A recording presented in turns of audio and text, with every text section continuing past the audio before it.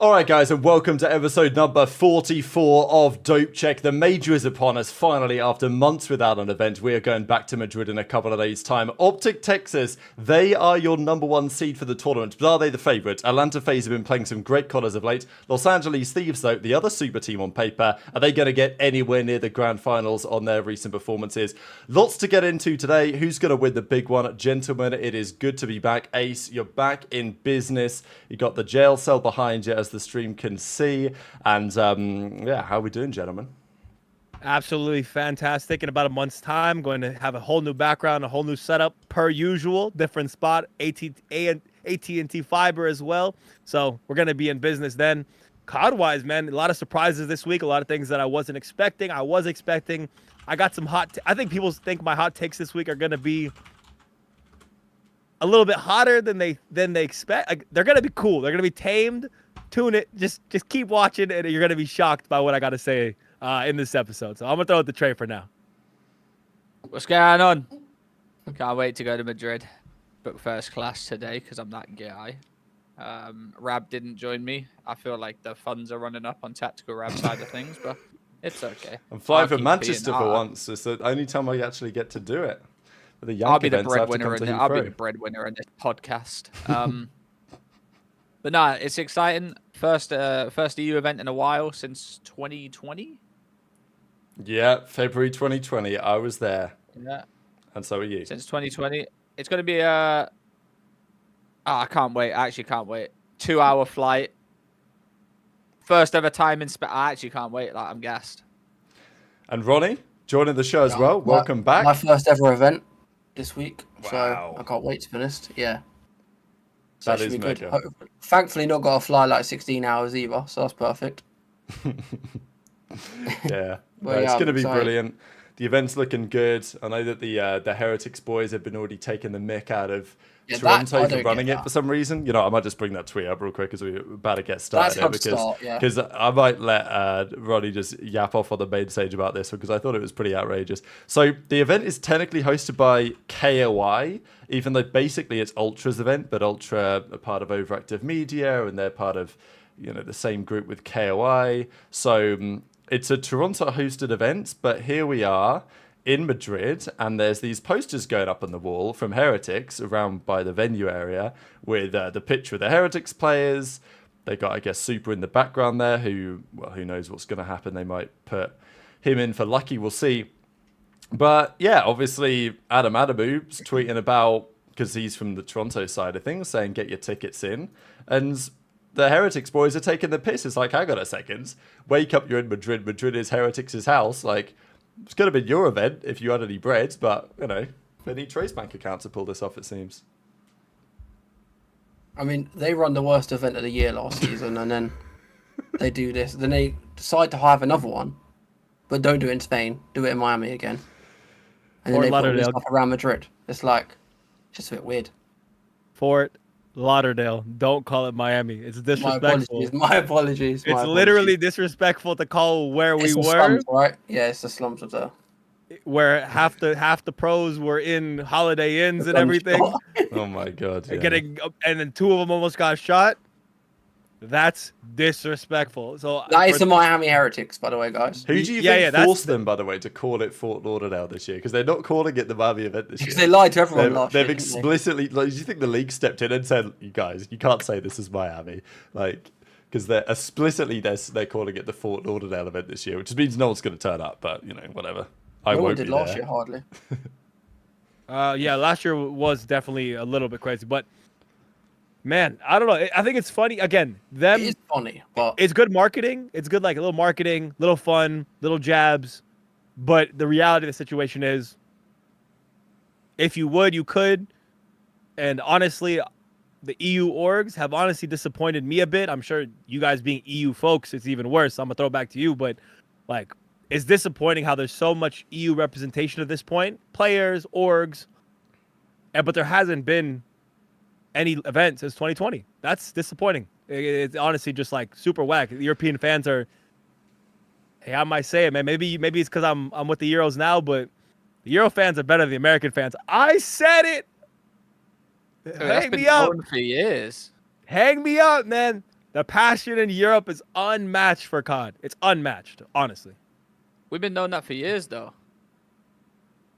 Even the Americans have known that since like 2017. Yeah, the players have said it, haven't they? When they used to go to ESWC. And that's what I'm actually buzzing for this event as well, is because, okay, Los Angeles Guerrillas General Major is the worst org name of all time. Oh, I think they're pulling off. I think like loads of but their fans. the French will be pulling up, I think. And like obviously there'll be, once General Mates go out, they'll probably be rooting for Hydra a little bit. I don't know, maybe they won't care about Hydra, they just care about Kataga's team. But whatever it is, like there will be French fans there, there will be a lot of Spanish fans there, there'll be a lot of UK fans there. I know lots of people that are flying out for it. So yeah, it's gonna be brilliant, right?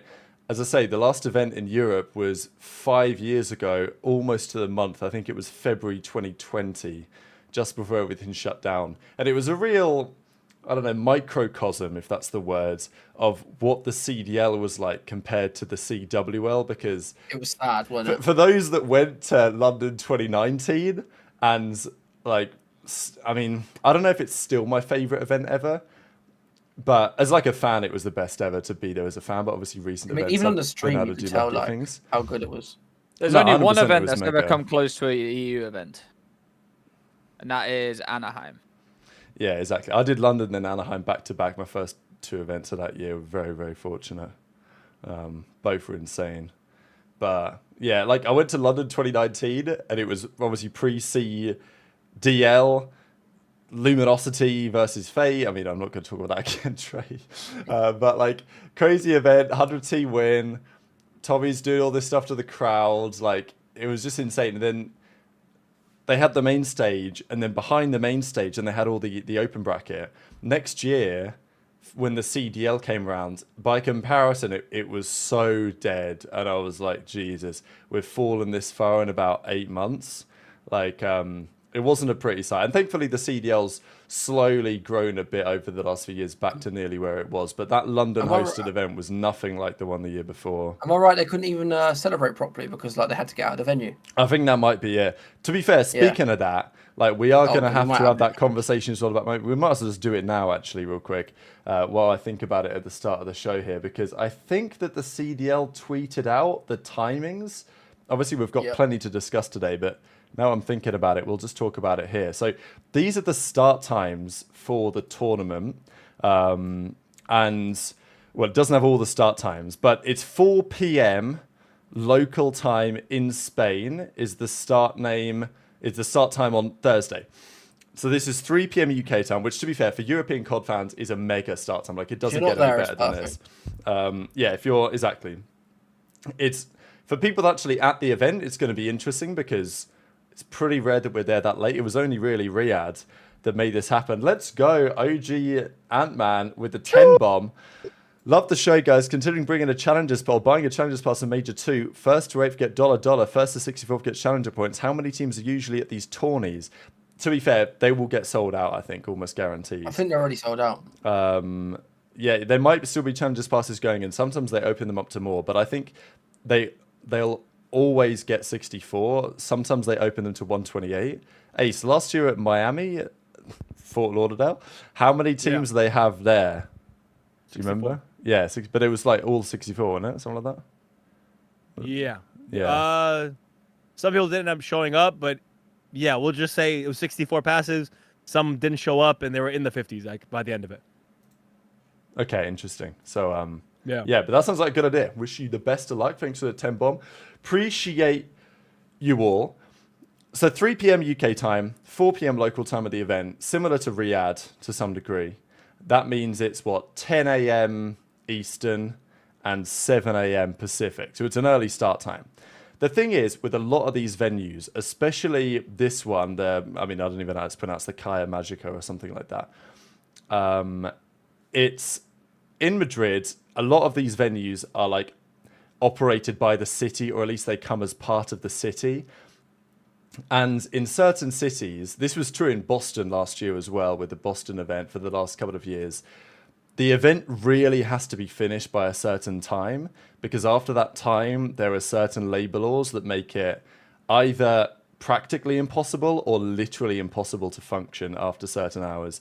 So my understanding is here that they are playing with fire a little bit in terms of the scheduling, because the matches are scheduled to finish at 10 p.m. local time every single day. That's the scheduled finish time.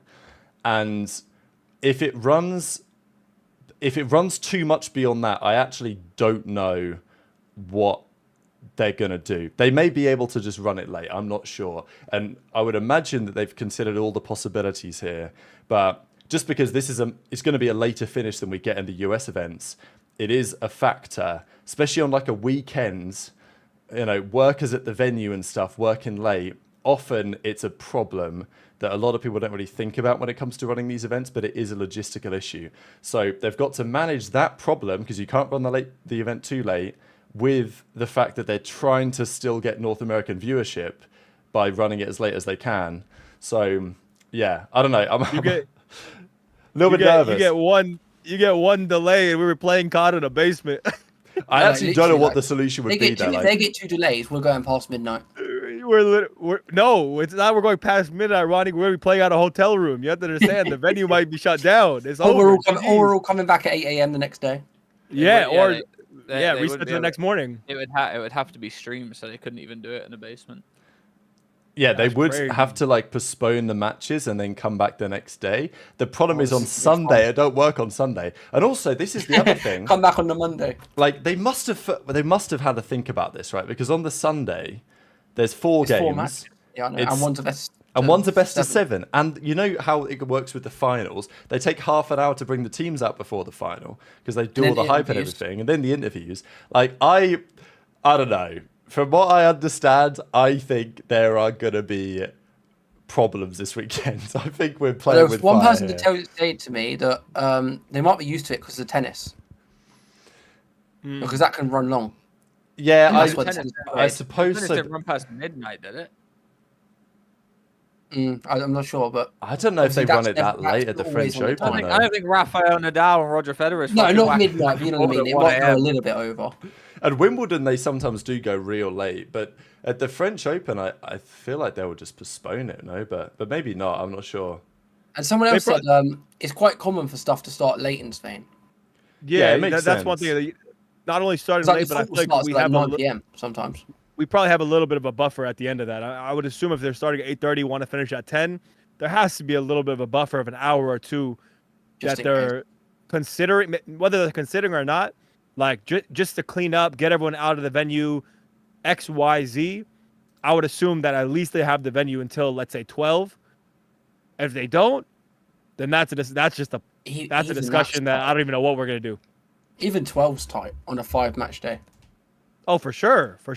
Like matches start at 6:30 here, right, on the major weekend, and sometimes I'm up until 3.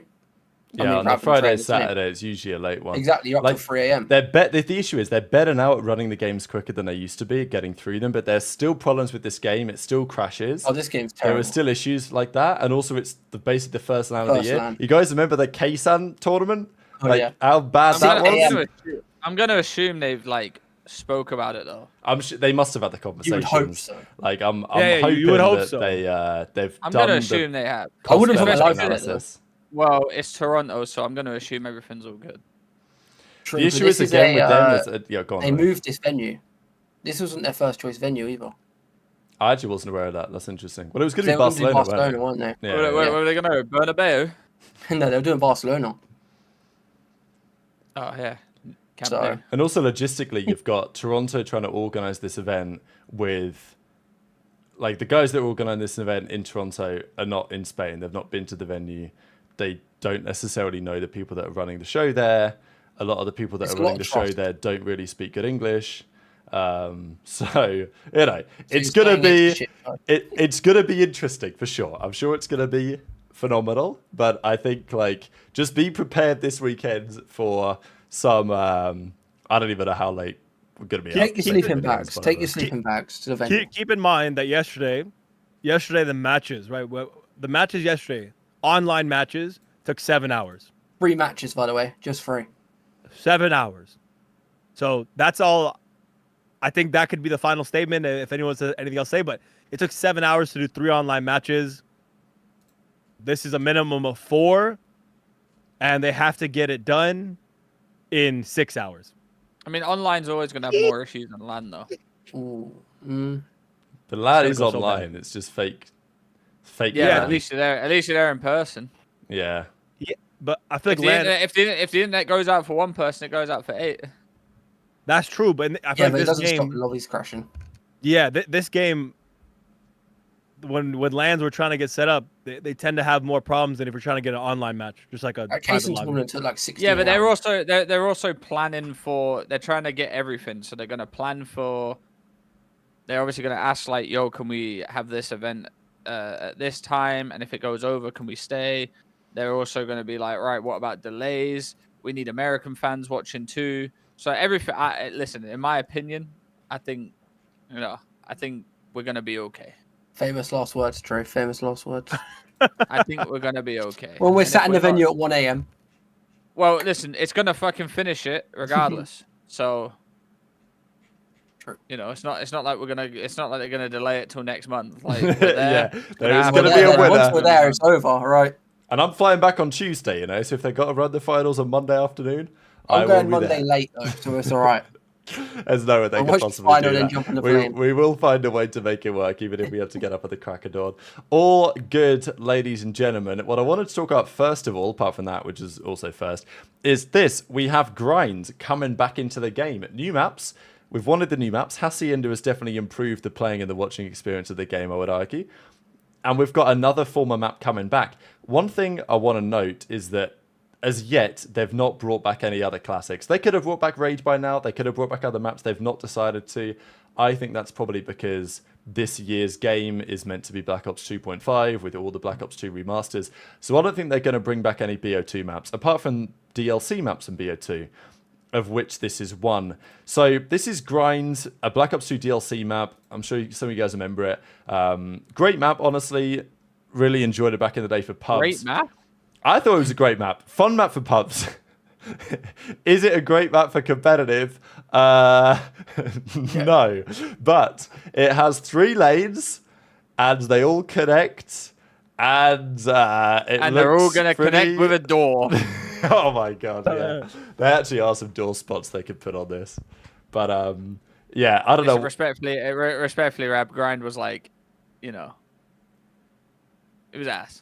So, like, the thing is, right, I look back on it, when Grind came up... Nostalgia merchant. Nah. That's actually cap. That's actually cap, man. Play this map now, you're going to sit there and go, fucking hell. Nah, Grind was good. I actually stand by Grind was good. Grind was purely a sniping map. It was a sniping map, yeah. But I had a lot of good gameplays on Grind, trust. And when it came up in the lobby, it was, like, better than average. And better than average back then... is like, you know, top 2 today. But you look at it and I'm like, this can't be a competitive map, surely. What the hell happened to Fringe, bro? Wasn't that supposed to be in the code of the game? I think they're bringing that back to like Warzone, I think, yeah. I think it was spotted. That was the hype early on. I remember we talked about it on the show, like, it's in the code, it's coming in. We got some good maps coming in. Even if they give us some whack new maps, we have some good stuff coming in. But unfortunately, I don't know why they like Hacienda was a good one. That's decent. That was a good pickup. Like, can we ever be consistent with what we get? Why is it always you bait us with something nice and then you take a pile of manure and you toss it in our face one time? Why can't it just be sugar and sweet stuff every time? That's all I'm asking for. Is that too much to ask for, God? Give us Fringe back, bro. ASAP. Christian, I'm not pulling a nostalgia card because I don't have a good argument. The argument is this map's shit. The only people that like this was Pomage and Blue. This guy just said Fringe would be cheeks on this game. Low-key, I kind of see it too. I ain't gonna lie. Is it okay? But then the question comes: is it better than every other map in this game, basically? The way I look at like the maps from Black Ops 3, it's hard for them to bring them back because a lot of them had like wall running jumps to make the map easier. Fringe would be impossible sometimes. Just bring all the BO4 maps back. That's what I'm saying. I don't understand why they can't do Hacienda, Arsenal, Frequency, Seaside, like, you know. Imagine trying to break Grandma's Hill when you're spawning like Scrapyard. Just with getting no mowed down. jetpacks. Yeah, I mean, yeah, you'd be getting mowed down probably. We used to fucking high wall run, you know, jump out the window and then high wall run to shoot the guy out the window so he couldn't look over mid. Now, it'd be impossible. I think it's still possible to bring it back, but I do agree that I think hitting train tracks about wall running and you're just stuck down the alley. That would be horrific, actually. Yeah. Train tracks. I feel like grandmas is definitely. I feel like you need a guy looking over you to run down train tracks. Listen, yeah, you definitely need multiple people to come down there. I loved Black Ops 3. I liked the maps. They just wouldn't work on the current. They were made for the wall running. They were made for the jetpack. Trust me, Stronghold would work. With the few adjustments, probably, yeah. Yeah, with the few adjustments on these maps, the only adjustments they add in these maps is doors. Yeah, I know. That's the saddest part. The adjustment is worse. It's doors and worse spawns. Yay! There's also this that they just put into the Season 2 notes that the PPSH and the Cypher 091, I know that the pros are never going to use these anyway because you know what the pros are like, but they're actually going to put them in ranked for at least a week and then see what the players think. But obviously, the pros ain't changing the meta. They could potentially think about changing the AR that they use, but I don't think anything's replacing the Jackal. Have we ever had like raid with no doors? With doors, sorry. No, we never had raid with doors. No raid with doors. Every time they bring it back, it wasn't with doors, was it? Did we have doors in Cold War? We had it in Cold War. No, I had no doors in Cold War. No doors. Oh my god, that map would be ass with doors.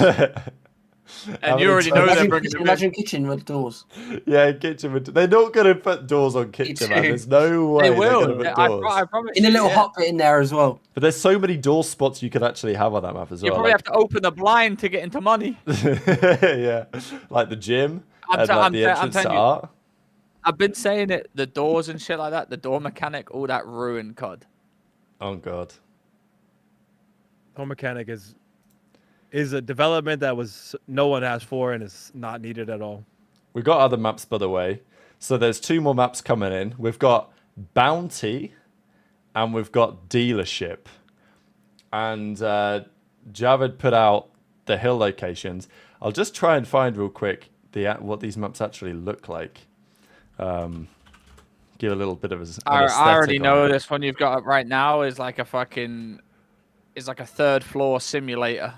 It's like multiple floors. Yeah. Any thoughts, Ronnie, on these maps? All right, here we go. Do I have any better pictures than this? Bro, the problem is there's maps in the CDL, not to this degree, but they kind of look like this anyways. All right, here we Trey go. and Octane ruin COD. How the fuck did me and Octane ruin COD? Bit random. I think we left when COD got ruined. Attach will love Dealership is crazy. So this is Dealership with just if he gets to play it. Oh baby, with just a ton of cars. It's Sansena border crossing basically, and then I mean look at this, by the way. Like, what are these hills? This reminds me of like Arklov Peak Hardpoint, where there was just so much dead space that was never used on the map. I mean, look at this. They're all in the same why spot. Is 2 not bottom left? Why is 2 not bottom left corner? Why is like they whacked it all in the mid? Why are they all together? Yeah, I know. Hey. Why are they all in the same spot? Hey, I can already tell you, this map's gonna be ass too. They could chop off the ends of this map and make it 100 times better, and then spread out the hard points. But what is this? This is like the. Or you could literally, like, with how close these all together, you can make 3 maps in one with this.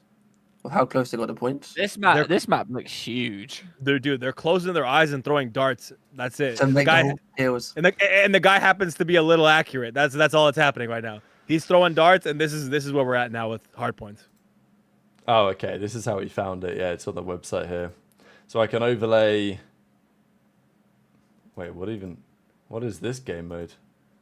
Domination. Oh, it is domination. But why is we're it? Back. We're so back. Wait, why is domination flags like a zone now?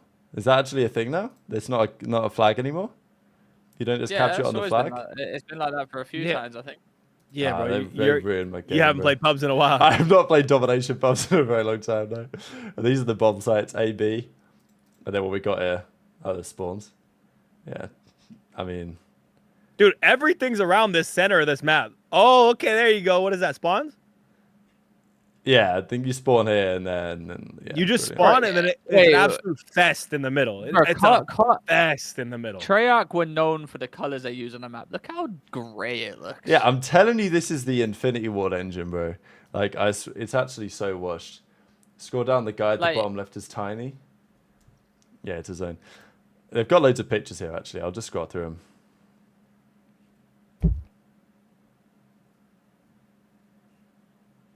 Oh my god, look at this angle. There's just no way this is going to work for comp. It's a beautiful setting. Okay, lovely, right? Like, but they're giving us some loadouts for the map. Yeah, it looks boring, though. Bro, COD put more effort into these bloody guides than they do into actually designing a good map. I can't believe it. Yeah, these guides are AI. I promise you that. No one sat down with this guide. They've just fucking ChatGPT'd it. I fear you actually bang on. All right, so okay, Bounty, here's the other one. Bounty map guide. So this one looks kind of like promising, yeah? It looks like a hotel. We've got a hotel lobby. It's giving me, what's that map from Black Ops 2 again? I forgot. Plaza. Yeah, it's giving me Plaza vibes. Yeah, I actually hear that. It's not nothing like Plaza, but... No, but I know what you're saying. It looks like it's that just room. a club. Yeah. So it looks like my type of hotel, actually.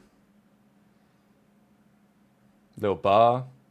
This guy, bro. Little lounge. I like where your mind's at. I like where your mind's at, though. He's like, it's an ass map, but I'd go here. I mean, look at this. This guy's going down the stairs, and he's got like some sort of aquarium tank next to him. This is actually lit. These maps are great for Warzone.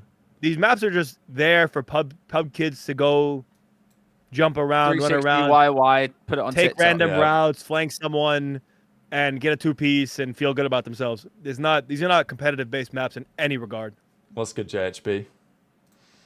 Yeah, honestly, this map is pretty stinky.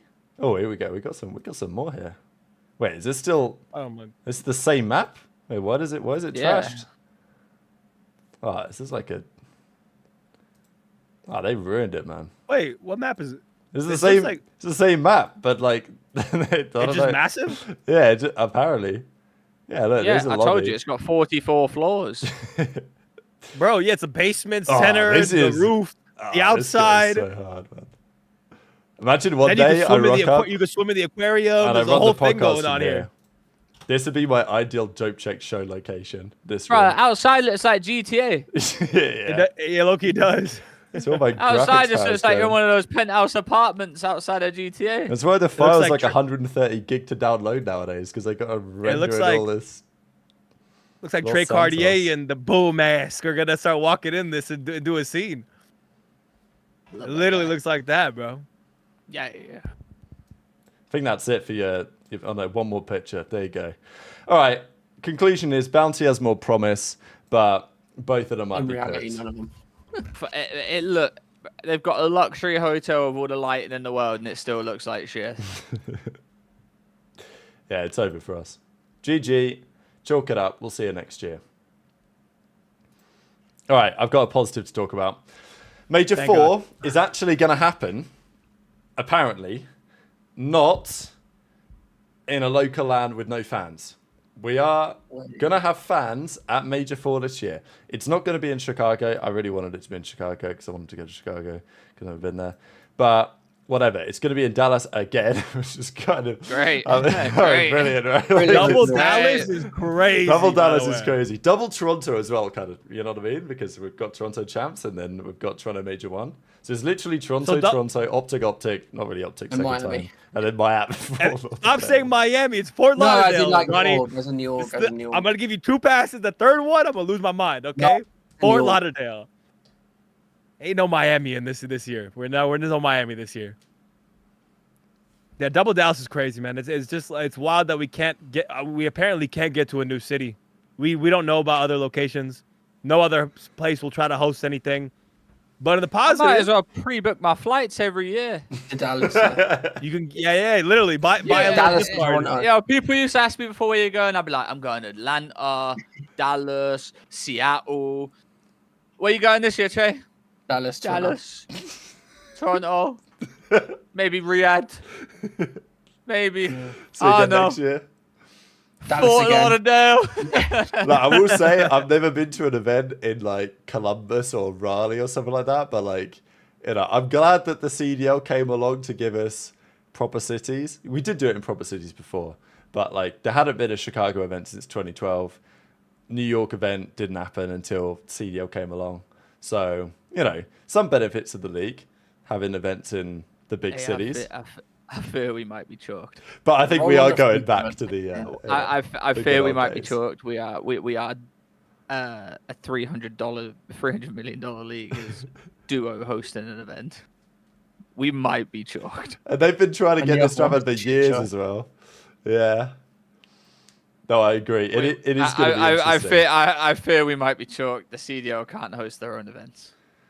They literally don't have the bread for that, Trey. So we're requiring DreamHack to come in. But this is, I would argue, Ace, maybe a positive sign of things to come. Adam Apicella was tweeting about this in a positive sense. Then he deleted the tweet, which is interesting. But the point, I guess, being that back in the day, you look at a season like Advanced Warfare, you've got MLGs, you've got UMGs, you've got Gfinity, you've got ESWC, you've got, I don't know, some other tournament organizer stepping into play and delivering a good event. DreamHack, of course, is on the table as well. That's how a lot of esports ecosystems operate. To me, I always look at esports, I look at CS, and I think of CS as the gold standards. And in CS, that's pretty much how they've done things for years. And it's been effective for them, letting other tournament organizers host events that actually make sense, because these guys that run the events like DreamHack, they know how it goes. They can actually do it for a decent amount of money, and it's going to make sense for them to bring the event alongside it. It's going to be organized probably reasonably well, and it doesn't cost just a ridiculous amount of money when you have a COD event and other things going on at the same time. It's probably not ideal, but in terms of sustainability, I want to get back to a world where the CDL has tons of interest from the organizers to say, hey, we want to run this event, this event, this event. And the CDL's like, yeah, down, we can do that. Or we can do this, or we can do that. And we'll pay the big bucks to host the World Championship. That maybe is where we're getting back to, but it might mean that we don't have as, varied cities. I don't know. I don't know we have varied anyway. Yeah, true. It stopped being varied a couple years ago. But, I mean, if you remember last year, the Miami event, quote unquote, was supposed to be like a larger gaming convention, if we remember that, actually. Yeah. Which fell apart, and then it turned into the crumbs of Fort Lauderdale event. That's what it became. So actually, I'm kind of a fan. We roast the idea of Double Dallas, like, yeah, that's a bit annoying. But in terms of an actual event, I'm a fan of it. It's a lot of people who maybe don't know what COD is like these days. Maybe were exposed to it years ago. Maybe have never been exposed to it, the competitive side at least, and get a chance to interact with it. See that the pros get to watch. Everyone's kind of interacting. The fans are kind of crossbreeding. So I think that's a positive side of it. And if I had to look in the future, hopefully, kind of like you said, this ties us into maybe getting some more events every year. Hopefully, this doesn't become like a replacement method, though. Like, oh, less events by orgs, and now only convention events, only larger organizer events. We're only doing these now, and individual orgs don't need to host LANs anywhere. I think that that's kind of my fear with it. But if we can build on this instead of use this to as excuses and replacements and kind of like fall back on things like this, this could be a good step for the scene as a whole. Like, this should be the extra event, like on top of the 4 majors, to make it 5 majors and then champs. Exactly. But at least we hopefully know what we're getting, rather than, Raven saying, no problem, we're going to run an event, and then it falls through. But yeah, there will be challenges here as well. Actually, I think the CDL just straight up said it, didn't they? They said at all the events outside Major 1. Yeah, they confirmed it. They confirmed it, everything else except 1. So do you reckon they used Falcons? I feel like that would have been announced, though, surely. But if OpTic weren't going to do it unless they weren't going to do it until Falcons. Unless the CDL changed their mind and decided to help. They probably got embarrassed, honestly, because every single person online, on all the shows, us, the flank, everyone else. I mean, it's embarrassing. It's embarrassing for the scene. They should be embarrassed of themselves that they're not offering support for the people that are going to become the future of your league. The thing is, they're offering bread. Like, this is what I don't get, right? 100K prize pool for each challenges, which is like, that's a serious freaking prize pool. I'm not saying I want it to be less because, like, you know, I'm down for the challenges to get their money, right? Like, 10K each for first, like, that goes an awful long way. But here's another big issue though. I don't know if you've seen recently, but a bunch of Warzone players have been complaining about not being paid by. I did see Warzone, that. Really? Which will also be the same people that paying out like everything else. We might be cooked. So have fun getting your money challenges. Because... I swear during offseason I saw even Gunless. I believe it was Gunless who tweeted that he didn't get some money that he was owed. There was a bunch of players that didn't get money paid from him, especially from last year. Like a certain event. Yes. Yeah. It was a certain event. Yeah. And no one could get hold of him. And then Biffle done a tweet saying, you know, where's our money for this? I'm owed X amount of money. It's been months and I'm getting no reply now. Yeah, here it is. I found the tweet. Man. Also, 4 months. Yeah, his 100K. Sorry. No, you're good. The winner gets a spot at EWC. That is also true. Yeah. So 10K each and a spot at EWC. Which you're also getting guaranteed cash for. Yeah, you're also guaranteeing probably like 5K. Yeah. Wait. If you win any of the challenge events, you get a spot? Yep. Is it any of them? I thought it was just Major 4, but it might be any of them. Maybe you are right. I'm pretty sure it's all of them. It might be all of them. Like, it's definitely Major 4. It may be all of them. That's sick, man. Again, I think it is only the last one. It says here. That would make sense. That would DreamHack Dallas and you qualify. That would make sense. Can we lock something in here and have to understand? Finals, yeah. How do we go from not having it to $100,000 being thrown up, and you potentially go to the Esports World Cup? That's what confuses me, right? Again, because so Activision is saying to OpTic, we can't give you any money to fund challenges. You've got to do it. But if you do it, we'll give you 100 grand for the prize pool. It's like, well, hang on. What about 50 grand for the prize pool, and then use the other 50 grand to help OpTic actually run the event? So maybe the Falcons did get involved because that's an awful lot of money. The Falcons ain't throwing up 50 racks for challenges though. Like, no, that's also true, right? Yeah. So. See, but no. But Trey, you say they wouldn't, but I actually think they would. But they would want to be name dropped in it. Yeah, that's also otherwise it's pointless. No. See, listen. I'm gonna ask my twin brother and find out the real truth of this. I think there's some stuff going on here, man. If it came out that Falcons/Saudi was saving challenges in esports in the COD esports scene like that, they would want it to be announced. Otherwise, it's pointless. I get what you're saying. It's good PR for them. I get what you're saying. No, it's not just great PR for the Falcons. It's great PR for what Saudi Arabia is trying to do with the esports scene. That's what I mean. That's what I'm talking about. Yeah. So maybe the CDL just found some money behind the back of the sofa. Well, God damn it, that makes it more confusing. Where did $300,000 just get shit out of your ass from? The league only has like $500, Ace, but they're pumping them all into meme stocks and hoping that by the end of the season they get the 300K. Dude, that's why they're waiting to pay Biffle. If you notice the timing, someone put $500 in Trump coin, and all of a sudden, boom. $300,000 was created. Damn. That's wild if you really think about it. That timing is crazy. They said, Daniel, they said, Daniel, we're risking your salary on this if we get it. Like, if we double it, we gonna have challenges to win. Like, we're gonna be good. And he goes, what? Everyone's gonna love you, bro. Send it in. All on risk. I swear, I feel like they do it just to edge us and make us talk about it. There's not going to be challengers. There's not going to be challengers. Hey guys, no challengers. And then they let us all come on the show, the flank, the break, and everything, and talk crazy.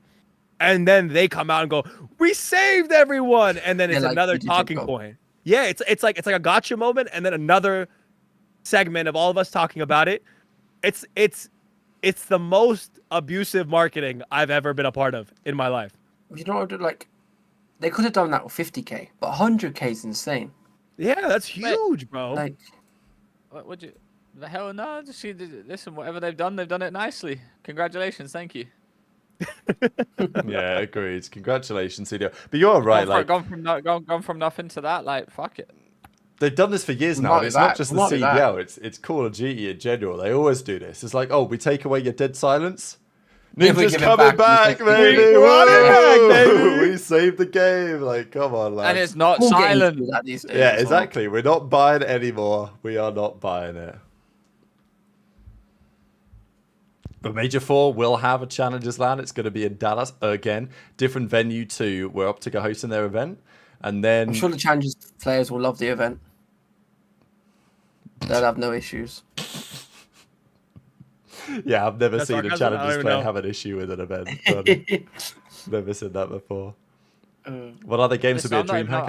I'm not even on my hater rack today. No, you're in a lovely mood. Yeah, it's great. Good work, Eddie. Thank you, Call of Duty. Yeah, talk about the teams. Google. There you go. All right, we got some matches to get into. Before we get there, what do we think about the GA drama? So for the last few days, the snaking drama went to new levels.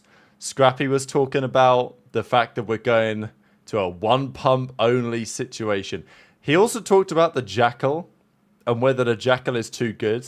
I know that we did a bit of discussion on this last week looking at the KDs in the league and the fact that of the top 8 KDs, top 10 players, roughly 6, 7 of them are SMGs.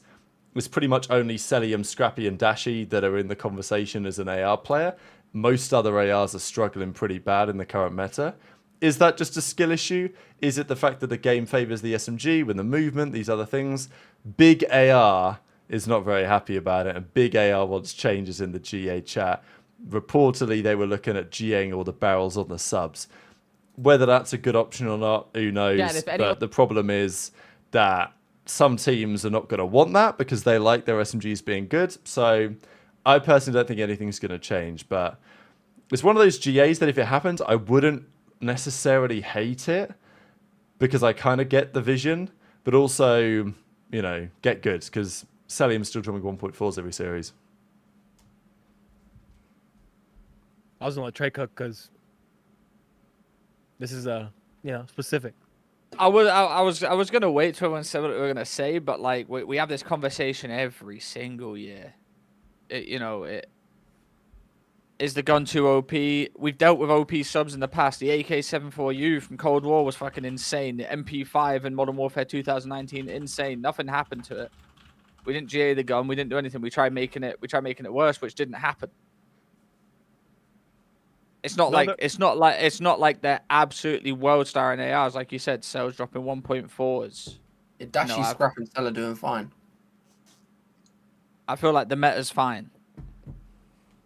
I feel like now we just look at things to complain about. It's like they get bored. It's like they get bored. Divas. Divas. I've been saying it. Divas. No. Okay, wait a minute now. So I let you.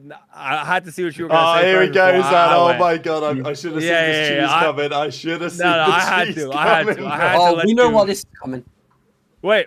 No, you could. I mean, if you're gonna bring up C9, Ronnie, C9's subs are their better players. So like, I mean, there's nothing for me to say. The ARs themselves, I did it with evidence. I was the one who bringing up the top 10 KD stats and all that, and wanted to point this out. And if you watch the matches, any of us who watch and see, shout out $10. Let's go, NJ. Appreciate you, baby. Got into the CDL in Vanguard, said I was going to the NY event the next year, which was canceled. I got floor tickets, flight, hotel for Texas Major 2. Any recommendations? Well, nearby the venue's up in Allen again, right?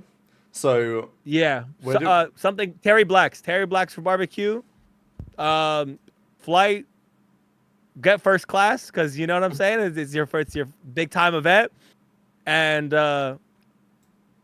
hotel. We went to some crazy steakhouse in town. That was like on the other side though. That was like straight up in downtown. True, yeah. Uptown Dallas. What was the best places we went, like in Allen, nearby the venue? Was there a best food spot you guys found? Wait, that's where OpTic hosted their event as well, right? Yeah. Yeah, we think that Mexican place we went to was fire. That's what I was saying. That's what I was trying to remember. The Mexican spot just around the corner from the venue. Very close by. Super close. I can find it. It was real nice. Okay, Trey's gonna find it. Let me cook on this. Yeah, you're good to cook.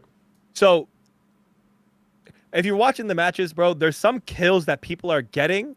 There's a few in the last FaZe series where Abizi was getting, Simp got a kill across like an entire hallway, down a hallway against an AR, and he should win that fight. There's moments in this game where the Jackal just clearly is outclassing ARs. Yes, Cell is disgusting. Yes, Dashy is disgusting. If you gave those guys generally the Jackal or the AR, it's their individual talent that's going to make them be the players they are. I don't think it's the gun. So, like, first off, that's what I'm going to say there. However, once you start going down the line, you have to acknowledge that the Jackal, even if you play the game, if you watch the game, whatever, there's something about it that needs to be calmed down a little bit. I think a barrel change, reducing the range, is a good start and balances the game out a little bit so the sub isn't actually like a mid-range AR. So, saying that people are complaining when it's a visible problem, even to a fan that knows nothing about the actual ins and outs of competitive COD, I think is a little bit jaded of both you guys. You know what the bigger issue is, right? They GA'd ARs too fast. Like they said at the time. And they would make the ARs too weak too early. The ARs always get GA'd first. The SMGs always stay the same. It's the way it is. That's the way issue. It's always been in COD, and it ain't gonna change. And that's the issue. Jackal ain't gonna change. They might try a barrel, but guess what? If the barrel makes it shoot a little bit worse, it won't change. They're pro players. They're gonna still be insanely good. This guy ace their AR suck, attaching big 2025 crying emoji. Appreciate appreciate the $2, Jack. Appreciate the $2, Jack. Also, before I start cooking again, it was called Neon Cactus Fireplace. It was actually really nice. Yeah, Neon Cactus in Allen, Texas. Super good. Super good. Real PD as well did say, like, if the Jackal's so good, where's Hydra getting fried? So, Jesus. you know. Well, okay. Finish this combo. We can talk about Hydra in a second, because Hydra's a different issue. Let's not make it out like the SMGs or every SMG in the league's frying as well. Just the best SMGs of the world are the best SMGs in the world. The best ARs are the best ARs. Like the best two teams, FaZe and OpTic, all their players are frying. Well, most of them. Yeah, it's not massively unbalanced.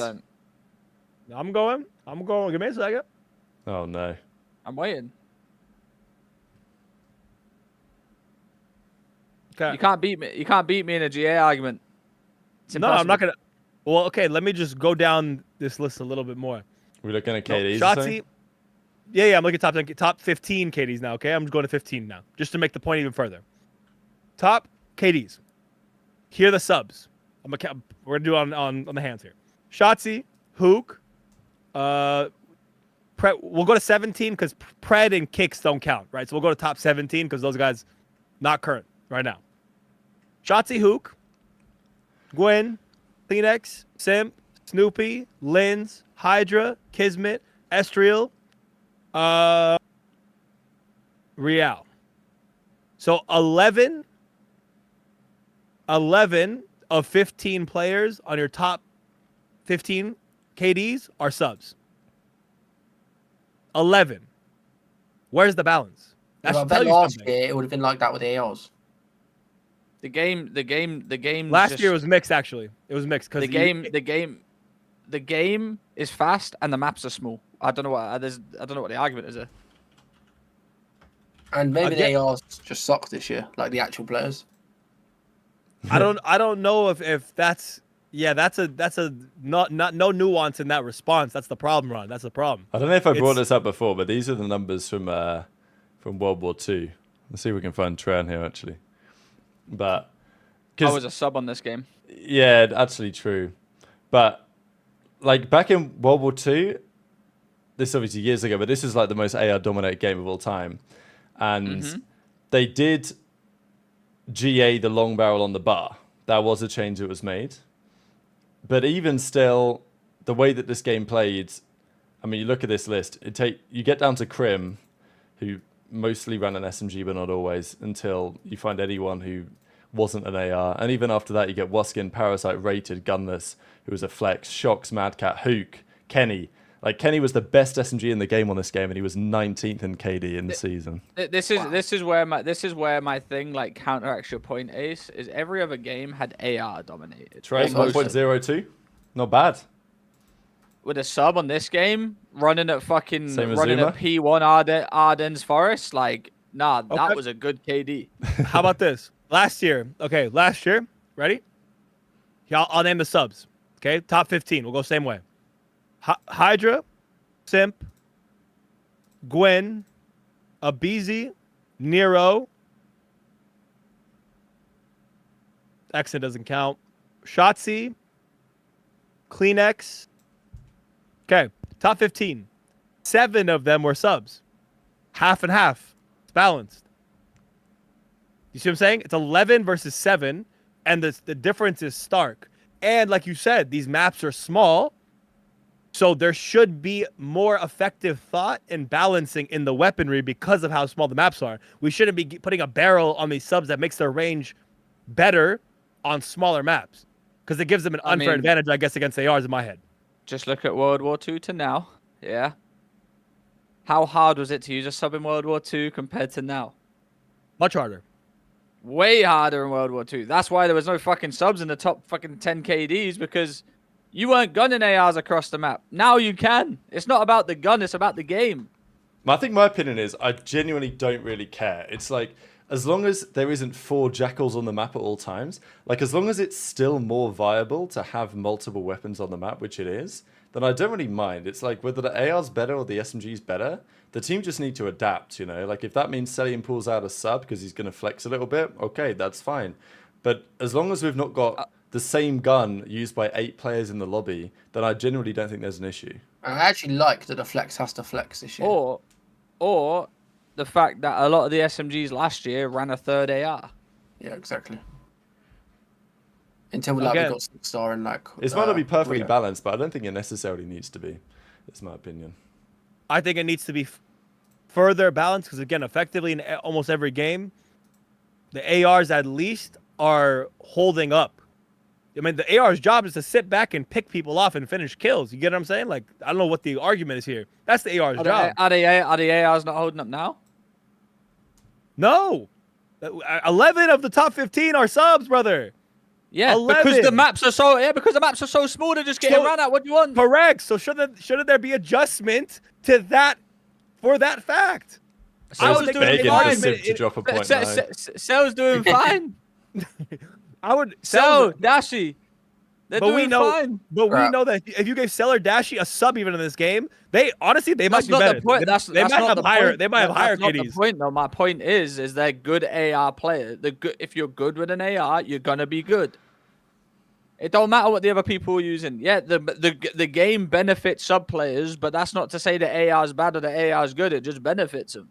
There needs to be more balancing of weapons to make the meta better. That's the end all be all. Outside of Volt though, like we should have we need better balance. We need better balancing for COD in general. We use the same 2 guns every single year. 2 gun. I mean, yeah, the 2-gun thing is just boring to watch. I think we could all settle down the problem, the debate here, and all agree 2-gun meta is boring as shit to watch. Agreed. However, there needs to be a little bit more oomph in the AR. It's ass compared to the Jackal. The Jackal's disgusting. It's disgusting. I think you're faded. I think you're just looking at KDs too much. I think Cell and Dashi, Scrap, they're all doing just perfectly fine with an AR. They might complain about it, but I'm not seeing Dashi say, like, what the fuck's this, what the fuck's that. He's just getting on with it, frying, doing what he needs to do. Cell, Cell don't complain. If Cell could run a pistol, he wouldn't complain. I think this game just proves who the better ARs are in general. And if you're good with an AR, in this game, it's gonna show. And that's why the top teams are in this game, it's gonna show. Oh, it's gonna show. It shows. It does show. It does show. We'll get back into that. I did want to also address the 1 pump because people are gonna have their takes on this. We got rid of the 2 pump. We're now running in 1 pump only. And Dashi got blacklisted for a day. We talked about 1 pump. 1 pump chump. I said when we had that Dashi controversy, I said, it should just be 1 pump anyway. Well, Scrap already broke. And now we're here. Am I running the GA committee from afar? The pros may have agreed with you there. So OpTic got banned for a day. But then shortly after OpTic got banned for a day, we got Dashy's POV of this from JP side. And it's a few days old now, so I'm not going to go into it in detail. But this is Dashy's POV. And I mean, to be fair, like, I actually kind of agree with Scrappy's take on this, that although Dashy is very, very marginally going prone before he's standing up, like, this does destroy the cameras of the other guy. I think it's 100% snaking, to be honest. If I watch it in full speed, I think it's 100% snake. Hey, chat. You remember when they tried to cook me last week? Then said, now. You're wrong. We have the VOD. We have the. He's still breaking cameras, and he still got banned. He's not snaking. Right, this is 100% snaking. Like, he doesn't go fully prone. He's as close as you can get. Nah, this is like. I mean, Illy said. What did Illy say? Did Illy say this something? It's dirty. Yeah, clean but very, very dirty. Maybe technically fine, but he is breaking. But it's not, bro. If there's no rule and you do something that's on the edge, teetering, you didn't break the rule. Sorry, unless you're gonna make a new standard and move the goalpost, and now they're gonna say, okay, Dashy, you can't do that now. That's different. That wasn't the rule though. He's not in the wrong. That's first off. Secondly, it wasn't a snake. I do think it's harsh to do it off that. Considering like the Sib snake. On a technicality now, based on one pump, I'm still saying that's snaking. No. Like that animation is still a snake. I'm not talking about 2 pumps, 3 pumps, 4 pumps, 5 pumps, million pumps. I'm saying that animation is still a snake. But everyone does that. Everyone, at least once a game, every AR, even some subs are going to be in a situation where they have to lay down or crouch and do a duck, quickly pump back up and shoot back. That happens every game. That's why the 2 pump rule is when you're actually snaking. That was why it was established, because 1 pump happens all the time. If we were going to enforce that as a snake every time, you would literally watch people get banned every single time we play COD. Well, look at this weekend. There could have been like 3 or 4 occasions. And I think you're going to see a lot of people take 1-day bans for this. I don't think they're enforcing. If they're doing the 1 pump, they're not going to enforce it as much as they should. Whereas like the two pump, I think COD esports right now is probably the most laughable esport of all time. 1 pump, 2 pump, yeah. It is horrific, isn't it? I love the players. I love the players. I love the scene. I love it all. You know, it, like, for how silly and stupid it is, it still reminds me of what it was back in the day. But we've got a GA for 1 pump snakes. I mean, this was scrappy. Now, I don't think there's been any repercussions of this. That's what I mean with a 1 pump. I don't think they're going to enforce it. This is the issue, like, to me anyway, because, like, here he comes, he pops 1, and then, like, by the previous rule, this is fine, because he goes fully prone. I think this is the other thing to me. I mean, it's such a grey area.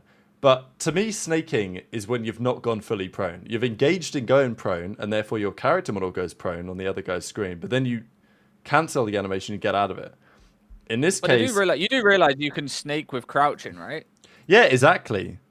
But like, you do realize if you just crouch up and down, it's still pretty bad. You don't have to lay down the snake. Yeah, crouching up and down breaks the camera too. Exactly. Yeah. But like, the thing is, with Scrappy goes fully prone, and then when he pops up again, like, I can see the technicality here why this is not a 2 pump. This is not a snake. I'm saying, if you play, bro, if you're just playing ranked play, you watch any match, this happens every single match when someone is getting shot at, sees someone, gets shot at, drops down, and then tries to insta-rechal, or goes down, waits an extra second, then rechals back. You're doing a pop no matter what. That one ain't a snake. He's shot, he's laid down for cover, and then pop back. This one I actually think is fine. Like, I don't think this is anything. Like, even with the new rules, I think this is fine. Everyone's just looking for it now.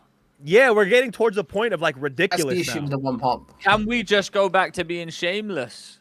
It might be the solution. No, look at the Dashy bit with TJ. We've got 1 pump or shameless. I'm taking shameless. Either go shameless, or we enforce it again. Like, bro, when Dante was behind the car, that, as much as I try to defend it, we all know that was a snake. Unbelievably, it was clear. There was no question. He pumped 45 times. Done. we all understand that was a snake and it's cool. All of this though, we're getting to a point of like where again, like laughable league. I don't know, but it's just a joke at this point. It's getting like dumb now. This is what you want, Trey. This is what you want. Bring it back, bro. Trey misses those days. That's what he wanted. Guess what? Dashy's gonna be sitting. Yo, I'm baiting TJ. TJ's gonna be like, yo, I got Dashy trapped in spawn. Just both wasting each other's time. Look at that, bro. Look at that. Dashy wouldn't have posted this if he didn't gut him at the end as well. Yeah, if he got shit on, that's not going anywhere. Nah, he just would have cut the clip. Well, eventually, Dashy Charles, you know, Dashy Charles eventually. He swings. This was the good old days. This was IW. Yeah.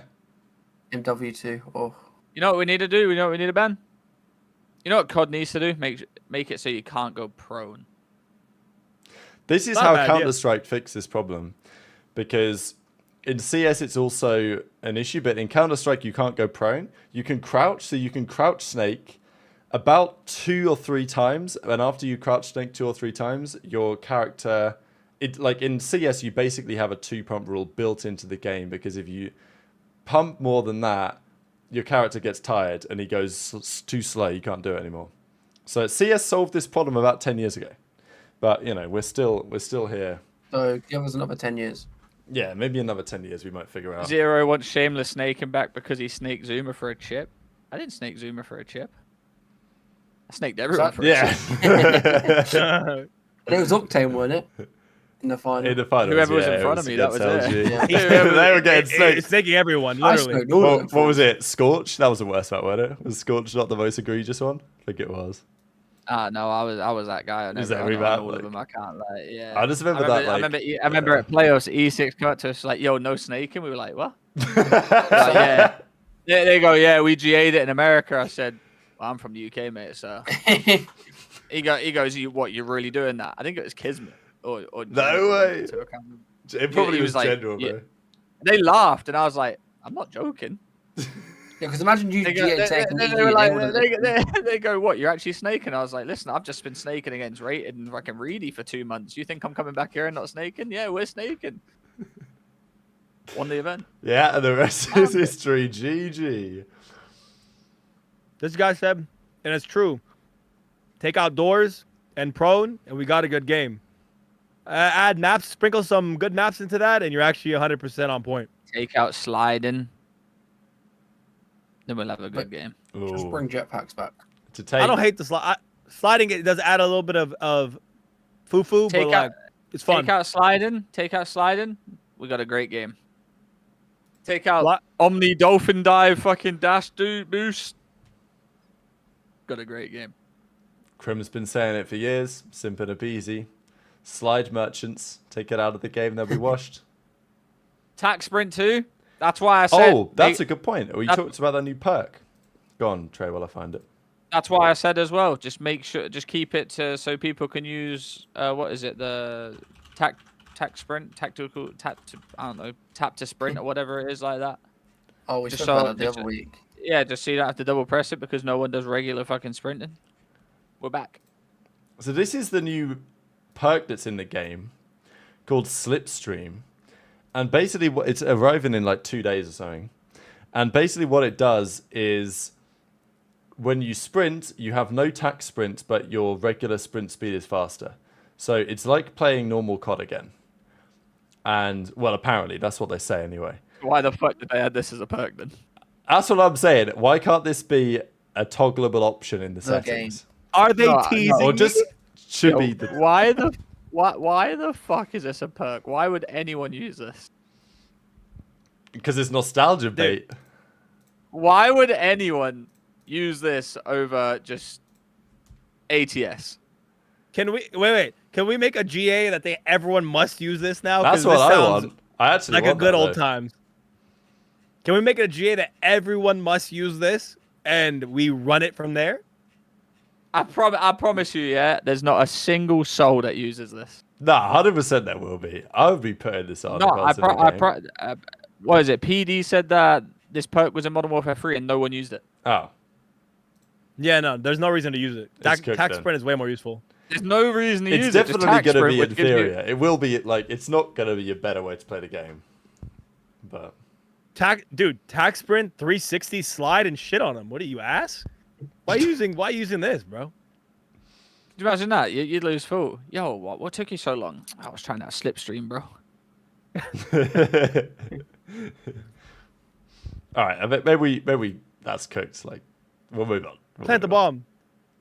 Chad, plant the bomb. I'm not there yet. I'm still on the way. I'm slipstreaming, bro. I'm slipstreaming. I ain't got ATS. Saves your controller? No, what saves your controller is ATS. Or single tap to sprint. Yeah, which is also fine. That's a good because which is also faster. Single tap to tack sprint ain't gonna make. And it does the exact same thing as slipstream. It just makes you faster. Yeah, that's why his perk's useless. You can literally get away from people faster. It's way more important. Faster and long distances. Slipstream does not save your controller. The ATS or single tap sprint saves your controller. If you're still running around. If you're still running around COD double sprinting, you're a moron. This comment from Tag reminded me of the days. You remember when back in Black Ops 2, for the first 15 seconds, if you didn't shoot or anything and take any damage, you could change your class. And you'd start off with a lightweight class, switch to your knife, sprint with the knife, and then as soon as it was about to get your spot, you'd jump in the air, change classes mid-air where you still had the momentum, and then keep going. That was those are the good old days, man. I miss those days of having. It's just a tiny little skill gap. Well, yeah. I tried doing that one time. Pulled out a sniper at the start. Of yeah, exactly. That's the thing. Sometimes, I've done that before and accidentally quit the game. Going to change class and accidentally go quit. It happens. But yeah, I just COD ain't built like it was used to be. A perk like Slipstream. If the pro said, "Yo, worldwide GA that everyone uses Slipstream," the game would play slower and it'd probably be a little bit better. I actually agree. If it was a toggleable option, are they going to do it? Absolutely not. No, of course they're not going to do it. But please. While we're transitioning as well, if you're in here, almost 1,000 people, like the stream, man. Yeah, like the stream. What are you doing? If you want to get almost 1,000 people in here, nearly 1,000 to over 1,000, then if you like the stream, then more people see the stream. More people click the button, the big juicy red button. It's not even red anymore, the subscribe button. YouTubers are washed. Button. Will, it makes you slower, not faster. Button. Yeah, well, it makes your default sprint faster, and then it removes tack sprint. So, but you are slower than tack sprint, I'd imagine. You're not just going to be at tack sprint speed. Imagine that they bring out a perk. Imagine that they bring out a perk for ATS. For tack sprint, that would be such a COD thing to do. You have to pay for some battle pass part 2 that gives you this new perk that only you can get if you battle pass part 2. Exactly. That would make a lot of sense. These guys ain't slick. You guys just gave them a new idea. Next week they're gonna be exactly. Guys, I got something good. We're gonna make another $1 billion. Just let me cook. The Warzone guys are gonna love it. Should we talk about some matches? We probably should. Let's do it. So this weekend we had 9 matches, 3 per day, and they also fewer than usual, and until Sunday they're all pretty terrible. This was definitely an interesting one. Okay. When, Ravens somehow got Neslo'd. To be honest, I didn't expect Ravens to get Neslo'd all year with how good their search was, but they somehow managed to. I guess they weren't going to win all the search and destroys in the world, but somehow they actually. I'm not going to lie, I think this said more about Surge to me than it said about the Ravens in a bad way, because Ravens are the worst hardpoint team ever. They just win searches, and they won both hardpoints against Surge. So I think you can play this series again, and Ravens are winning it, to be fair. But yeah, Ravens are a little bit fraudulent, but to be fair to Gwyn, he dropped a 1.4 here. I like what I'm seeing. Yeah, another loss for the Ravens. You guys know we can't let him. I think it's 9 more series wins, 8 more series wins before he takes my record. Listen, I like what I'm seeing. Make Trey great again. Make sure we listen, Serge. It doesn't get better than that. 1.4 for the L. The black magic is working. I've done it all. You must hate Miami then, getting reverse swept. Yeah, those guys are assholes. Yeah, that is. They actually did it for you, Trey. They got reverse swept just they know how much to you get love them. Gwyn another win. I think, yeah.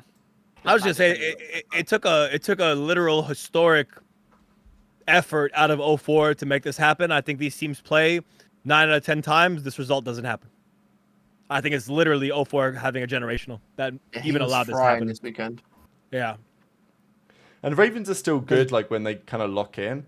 Like the Miami series was proof of that. They've now done this a couple of times. They did it against Cloud9 as well. So Ravens are still like, they're not a team that you want to play in the bracket really, because they're still a bit of a. Was they're good at S&D? Yeah, exactly. They're good.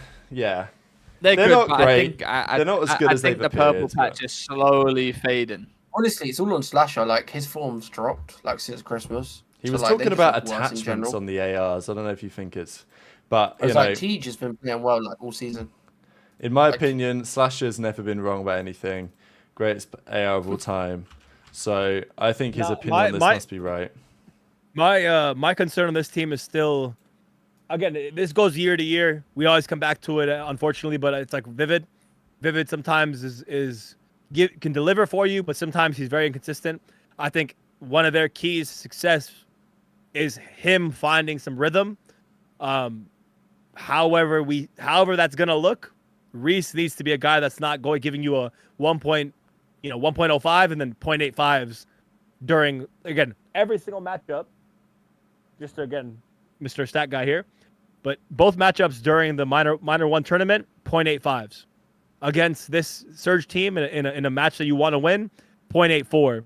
Against Boston, 0.88. In their win, a 1.09. But when it comes to like crunch time and more like, I guess like feisty series, we don't see Reese really show up. So I think that's going to be their big make or break person when it comes to this major and going ahead. Like Reese has to step up big time. I think he struggled in S&D. I don't know if his respawn's been that bad, but I know his His search is still horrific. 0.7. His search is 0.7 and then control 0.93, hard point 0.97, overall 0.92. So yes, it's whatever. Respawn isn't that bad, but the S&D is a big issue. It's not that bad, but like I said, in the critical games, again, against FaZe, he's not dropping the numbers you need from one of your ARs, and especially a guy like Reese, he's just on an AR though, man. It's like what it's a new role as well. So like, he's a weird player for me though. He used to have like these takeover series, and now he's just. I feel like he's just like in the background. I think part of it could be the game. Like the 1 year he switches to an AR, like he'd probably be better on an SMG. Yeah, dude, that's messed up. Honestly, like he's tweaking over that definitely. Like this is this is a game where his like super high engagement, high damage, high engagements would have been prime time. Yeah, and all of a sudden do it, bro. Like they should honestly just run 3 SMGs on every single map, or him and Teach a switch. Yeah, or something like that. I don't know. I think these teams, as time goes on, they'll start upping the pace. Ryan. No, we keep teaching Gwyn on the subs. Vivid just got to start. They just run 3 subs. Yeah, just run 3 subs. Honestly, just run 3 subs. Vivid just got to step it the fuck up. That's all it is. No one should change. Gwyn's frying, Teach frying. Austin needs to get back to where he was with the AI. He's having a few issues with his AR classes. And Vivid, it seems to be right now that a lot of teams are having AR issues. Not because the AR isn't good, because they're just not performing. Like outside the top 3, rap bastard. No, but like legit, this team would be so fast. Like Slasher is not that slow. He's actually pretty quick, and Gwyn is not slow. TJ is not that slow. And if they had Vivid as well, like they actually would be a really fast-paced team. But right now they're just kind of mid. But they're a good mid. They're a good mid. Honestly, this game though, there are times where I think that they should just do like a 3 sub 1 AR meta in this game, and just that should be the perma. It will be how it goes. I guarantee by the time, if the meta stays the same, by the time we get to Major 3, there will be 3 subs on the map more often than not. I'm sure OpTic haven't already done it, because Kenny's looked better on the SMG every time he's used it compared to the AR. Yeah, and Selling has been thrown with the sub as well. No surprise, but it's still true. Yep. One of those things. But yeah, it was a fun series to watch, though. It was entertaining. At least, like, wasn't the best on paper, but it gave us some entertainment. But I know some people were pissed because it just took too long to finish. So there's the other side of it. Yeah, that was me. And me. We'll get to Thieves in a little bit. I actually want to talk. No, I won't talk about Boston yet because that kind of requires talking about Thieves. I think we've got to talk a little bit about who's going to have to blow it up after the major, because this is the series I want to look at for that.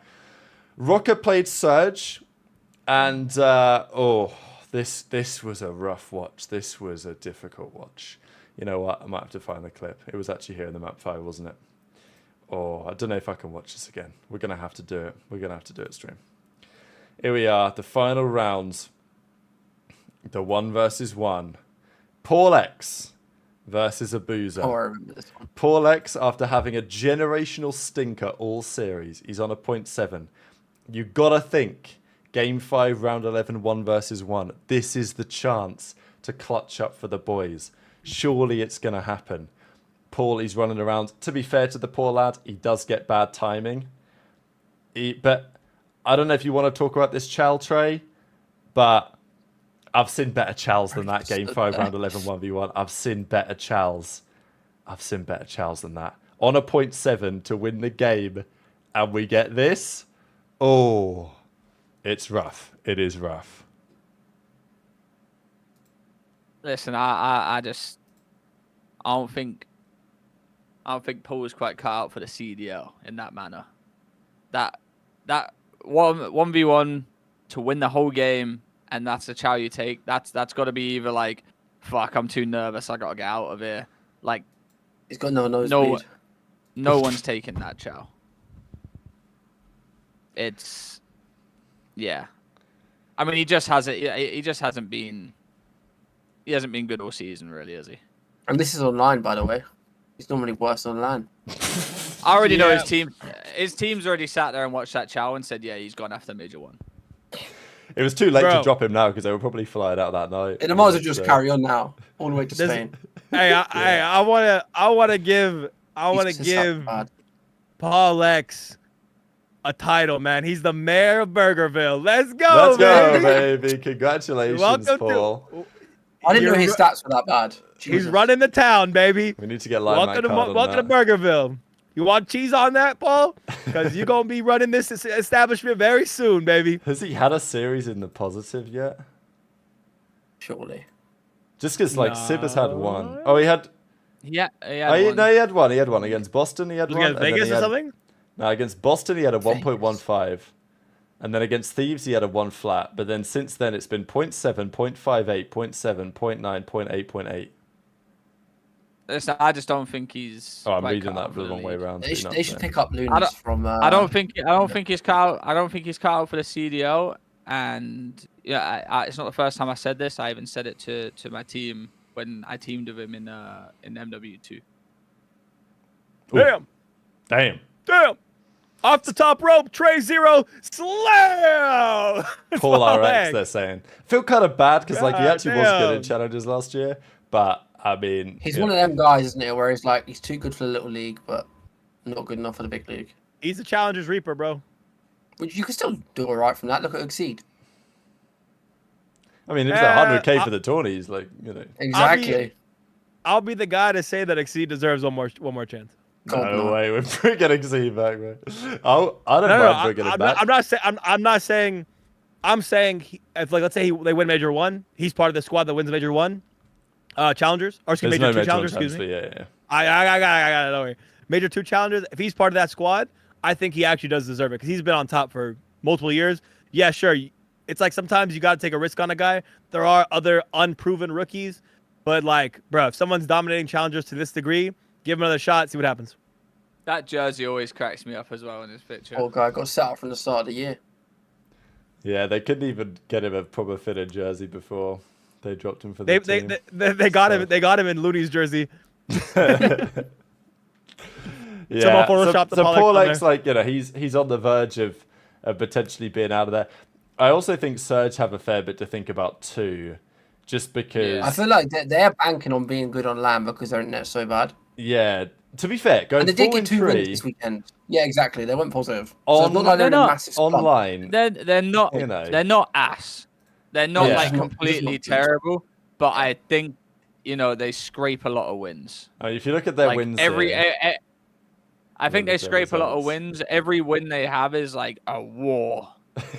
Yeah, their wins are against Falcons, Rocker, Ravens, and Heretics. I've been vouching for Hicksy. I still think Hicksy's a good player, but he needs to step it up because if we go to Hicksy's, he's got to be good on LAN. I don't think he's had the greatest season so far, but you know. I remember like versus Ultra, he was frying in the first game, and I was like, hello. But since then, it's been what we expected. I think the difficulty is go on, Ace, and I'll go. I just have two things about this team in general. One is keep in mind they are playing from an interesting location, right? They're playing from northwestern Canada. So just one thing to keep in mind with them. I know it's not that big. I know internet is not that big, but it does factor in. So I'm interested to see them play on LAN, see what they can do. Secondly, it's they're a weird build of a team, I would say, and let's see if people agree or don't agree. Chat, you guys. I think out of all the teams that we consider the lower half, their ceiling would probably be the lowest to me outside of Falcons. And that's no disrespect. They're all great players. They all have pieces. They all could contribute to a team. But these guys, these four together on one squad, I don't know what their ceiling could be. I never think they could make a run.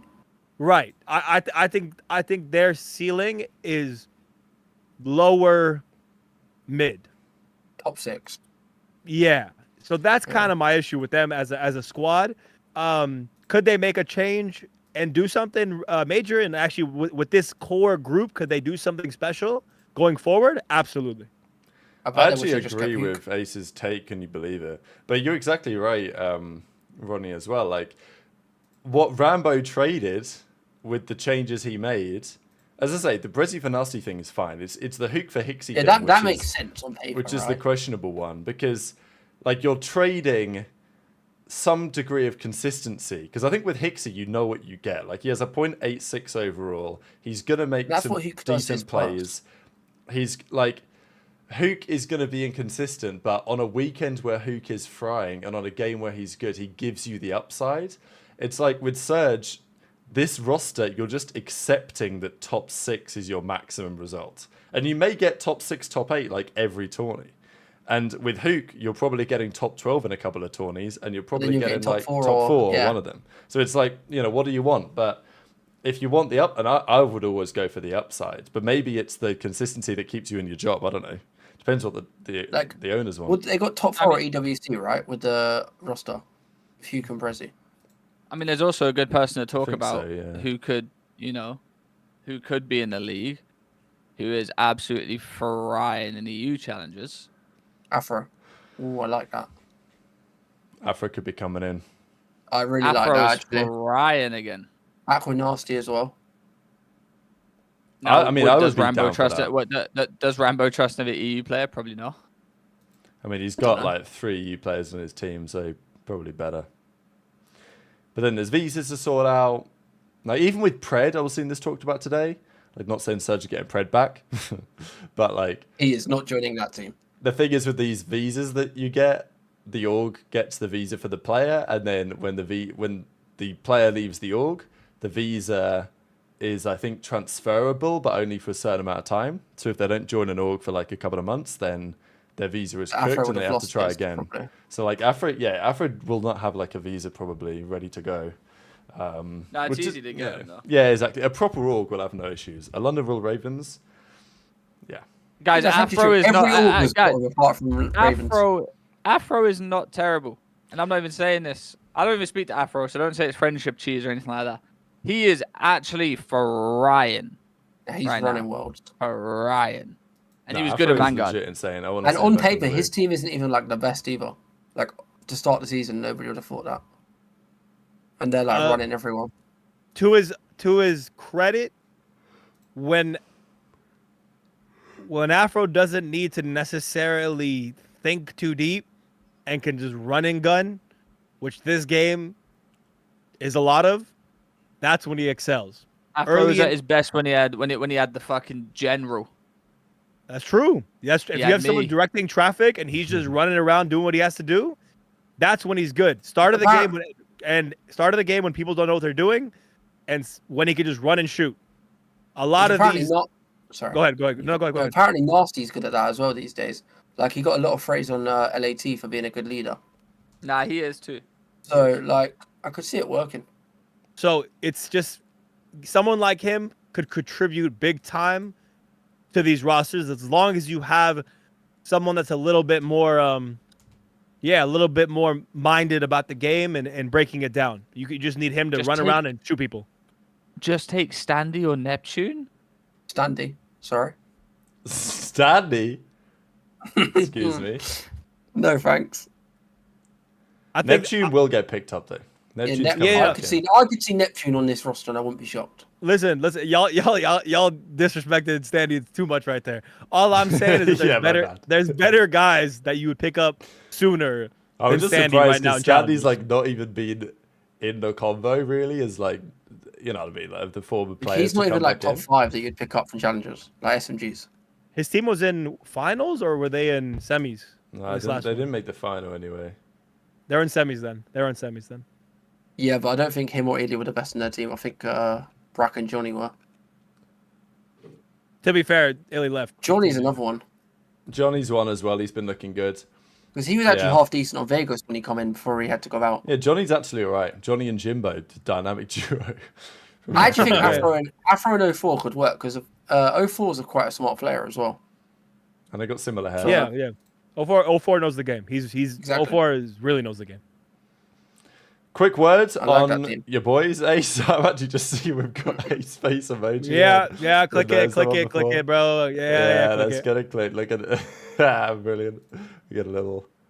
Wow, there's an Ace face there. That's amazing, actually. That's amazing. Yeah, this is a fantastic series. I really enjoyed this one. I have been starting to say on my videos that Roxas, he's just dropping 0.7 after 0.7. He's actually got it down to a science. How many different ways can you get a 0.7 in a series? And it doesn't matter what happens during the series, Roxas will find a way to drop a 0.7 by the end of it. But he does actually try and win, to be fair to him. He just ain't good enough, unfortunately. Doom, that's my boy. He actually had a decent series here. I think that this roster they put together for this series, again, another brand new roster, which, again, you're kind of just asking to get fried. They never announced it, by the way. Yeah, they literally never even announced it. When you're making a roster change every weekend, you're going to get fried. Like, it is what it is. I think this team, though, genuinely, if you drop Roxas for kicks and brought him back in, I'm not saying I want Roxas to go, but this is actually the team, because Exnid, King, Doom, I think of the players I've watched are actually the most promising. Unfortunately, they're just so far behind the curve that I think it might be cooked. But, you know, that's what I would do. While they're behind, it's not like they're getting like they're losing every map, right? But they're always somewhat close. Yeah, it's not like, you know, so they're not like, I thought they were going to get like lose every map like 100-point club. Yeah, well, losing to losing. Same rule applies. I don't give a fuck. 252, 49. They are like 0 and what now? Hey, bud, what's close mean in your language? Is UK English different? Yeah, listen, I don't condone Ronnie. I'm just letting you know. Me and him not the same. Yeah, but it's not a blowout. It's not a blowout. Is my point, right? 250, 188. Ronnie, they're getting violated. Ronnie, they're getting violated. It ain't pretty. I'm trying to think what type of hardpoint score lines Paris Legion were coming up with back in the day. Because they were at least winning maps, I thought. Yeah, back in Vanguard. They only won 2 matches the whole season, by the way. Yeah, well, let me see. And Vegas about to fucking beat that. No, I don't. We had that question last week. I'm saying they get 1. I already said at the start of the year. I'm predicting 1 win. Who are they going to get 1 from? Heretics, is what I said. Surge.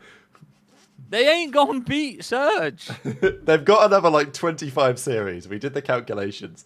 They've got like, assuming they just lose every 25 series to lose. Listen, I love the fact they're here. They just ain't CDL caliber players. If Kicks comes back, I actually think they could. Dude, no, Ronnie, because he was already here. Man? What are you doing, Ronnie? No, with this team, take out Roxas, put Kicks in. They'll win a match. They won't. The fact this is a conversation says it all, by the way. Will they win a match on that? What does it say? I do think they have, like, with that roster of 4, I think they have a greater than 5% Kicks doesn't make this team better. Of winning a series. Kicks is a better player. He doesn't. You slot him in this team, he's still getting bopped. Yeah, bro. Listen, they win the odd map in scrims, though. So they're gonna win the odd map in scrims. Ronnie, they're trying Ronnie, listen, the hardest in scrims. I decided you might have the worst takes of all time, Ronnie. Ron. All right, You're so saying you don't think that would right have now. matched the whole season? Ronnie, you told me Heretics were gonna beat FaZe at -1. Hang on. If Simp don't 1v3, they beat them. If Simp don't want it, if I had 2 fucking wheels and handlebars, Ronnie, I'd be a fucking bike. But I'm not. They're ass. They're ass. I weren't tweaking. You can ask Rabbit. We sat there, watched it. I weren't tweaking one bit. They're ass. They ain't winning. Yeah, hey, Ron. Rab thinks they're gonna win one as well. Ron, keep in mind as well. Rab thinks they're gonna win. I've got them having one. I'm saying it. But right Rab's trolling because he wants Heretics to lose. Not only that, too, not only that, but one more thing to add in this is that Kicks, he can shoot, but he was baiting his teammates. He was a cleanup guy. He was playing slower than a lot of other people. X-nid him.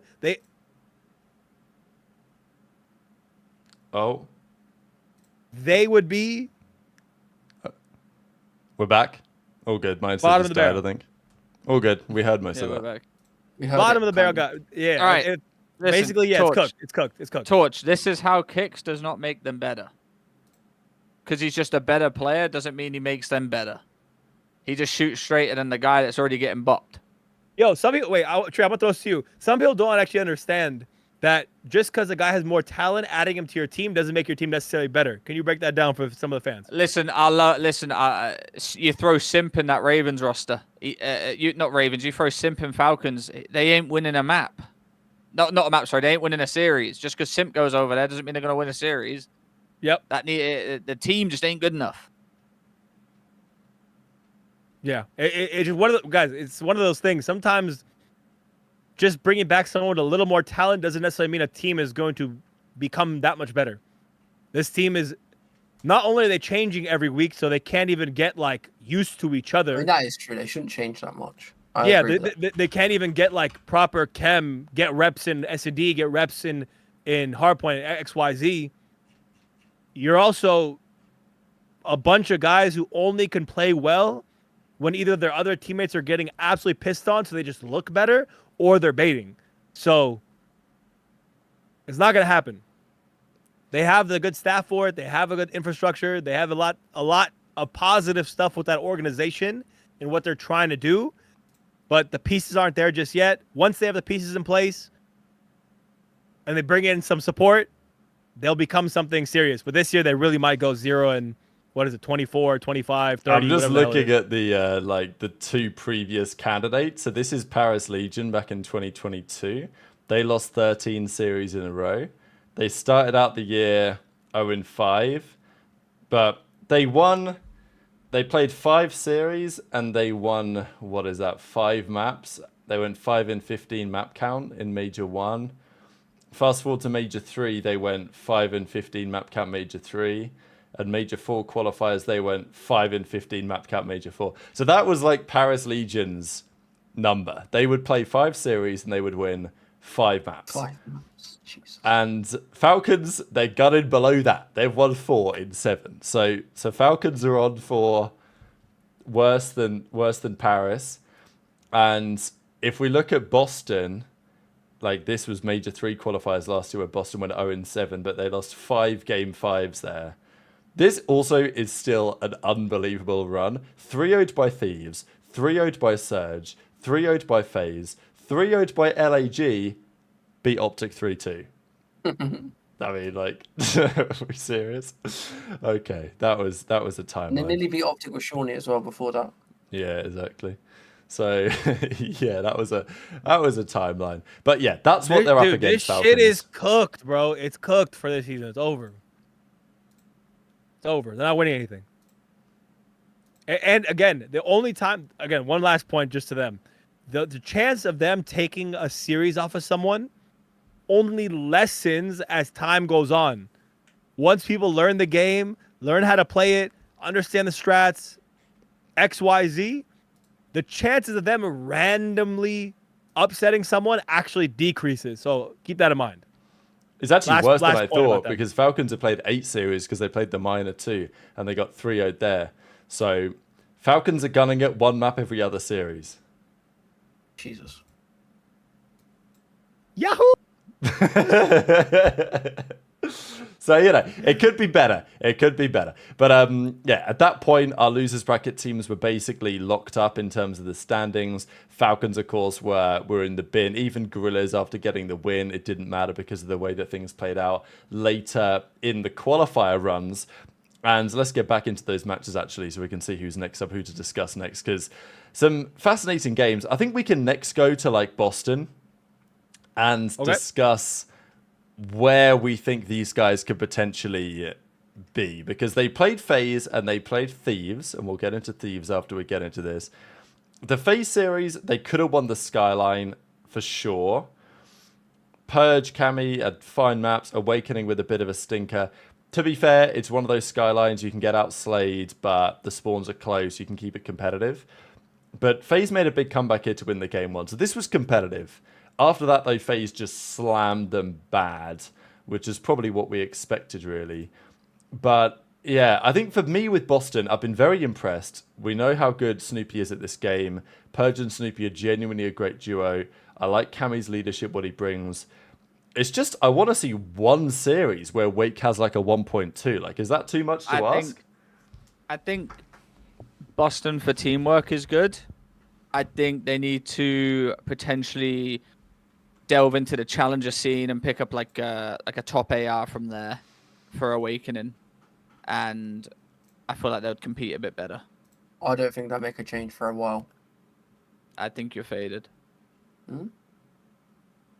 You can always pack a punch, and this team isn't the greatest. You can, but I don't think they will. This team isn't great. A lot of their wins have been 3-2s. I think they lack in slaying power. I think Awakening's a big part of that. I'm gonna actually side with Ron here. This is gonna be one of those situations that, because a team finds early success, they're not gonna make a change as soon as they should. We've seen this every year. Because now they kept the scrappy with LAT. Some of this juice, let's say I think they're going to get top 6 at Major 1.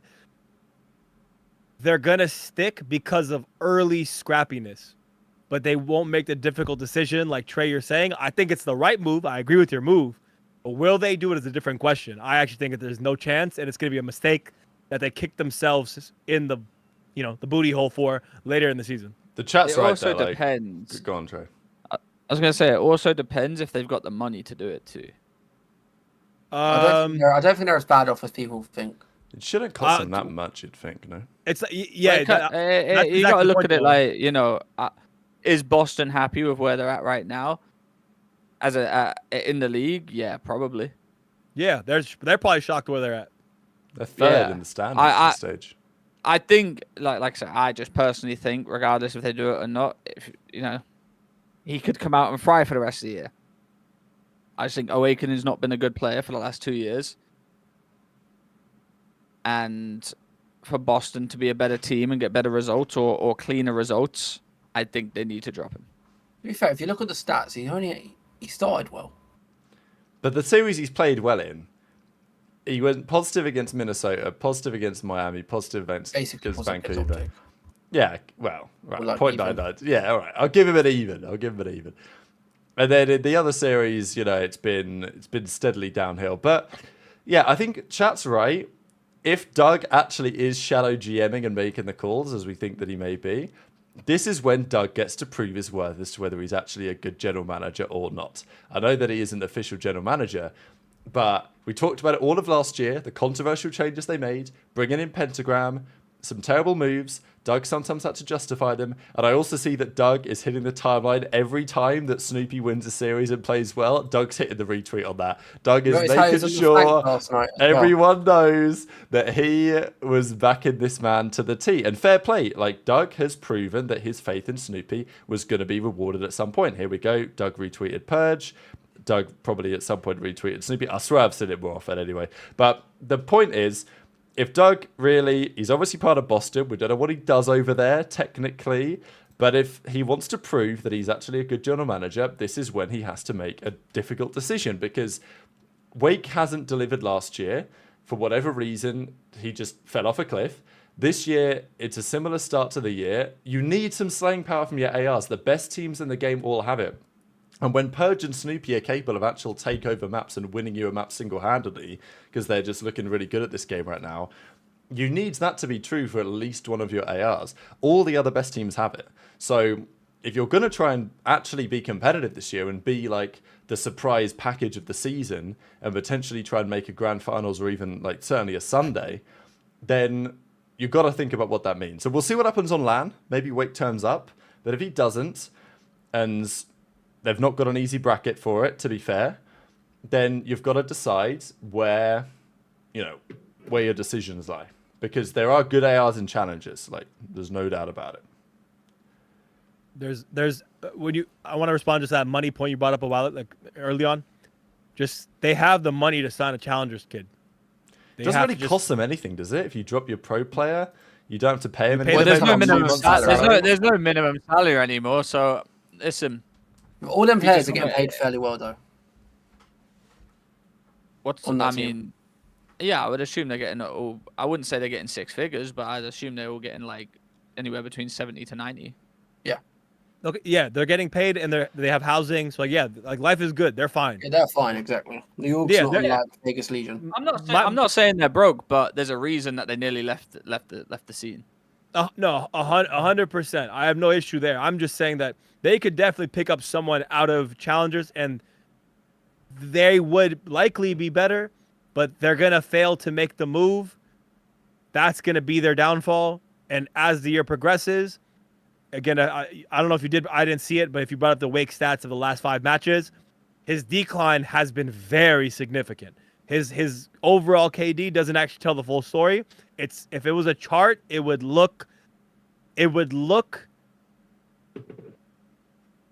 CDL bank account. Just straight down. I don't think it started high there. The CDL bank account? Hey, brother, it started high, actually. Well, that started high. Yeah, not the CDL bank account. Everyone else's bank account in the CDL Sure. I'm just saying, like, his decline needs to be studied. Big Wake he needs to perform at the major. And if he does there, then okay, he shuts everyone up. The same way I shut up about, later in the show about Hook, about Snoopy, these guys. I'll shut up about Wake, but he has to show up at this major. This is like his make or break moment. And then Boston went on to beat Thieves. This was pretty mega. Obviously, we've got to talk about Thieves because you look at these numbers and you think, how the hell is this Los Angeles Thieves team managing to lose to a guy who dropped a 0.57? I think Cammy's good. This series, he had an absolute hawker, and they still managed to lose, mainly because Snoopy was doing everything this series. Map 1 was a masterclass on purge levels from the previous time. Also because he had nearly 3 minutes in the hill as well. Like, Snoopy absolutely did everything. There was a couple of real highlights here from Snoopy as well that are deserving of pointing out. It might have been this moment. I mean, he'd already got 2 kills at this point. Snoopy slides into the hill, gets another one.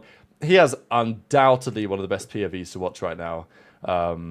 It's actually not even that close. I want to be on Snoopy's POV like all the time when I'm watching them play right now, Boston.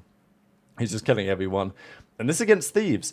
On paper, I mean, not even on paper, just the reality is some of the most talented players in the game. Not necessarily the best team. They lose both search and destroys here to Boston. They nearly pulled off a reverse sweep. They destroyed the Hacienda. They destroyed the protocol.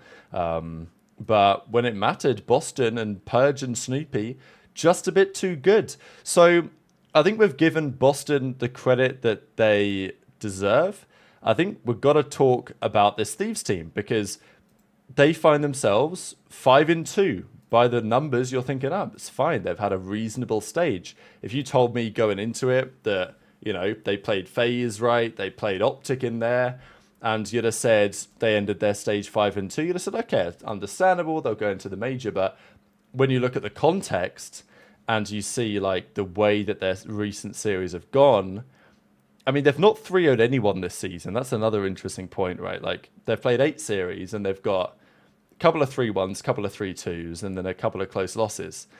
But, they've not come out and smoked anyone. They probably should have 3-0'd FaZe, but they didn't put that series away like they should have done. How many people have 3-0'd this season, though? Like, it's a good question, I guess. Not many. I bet this is the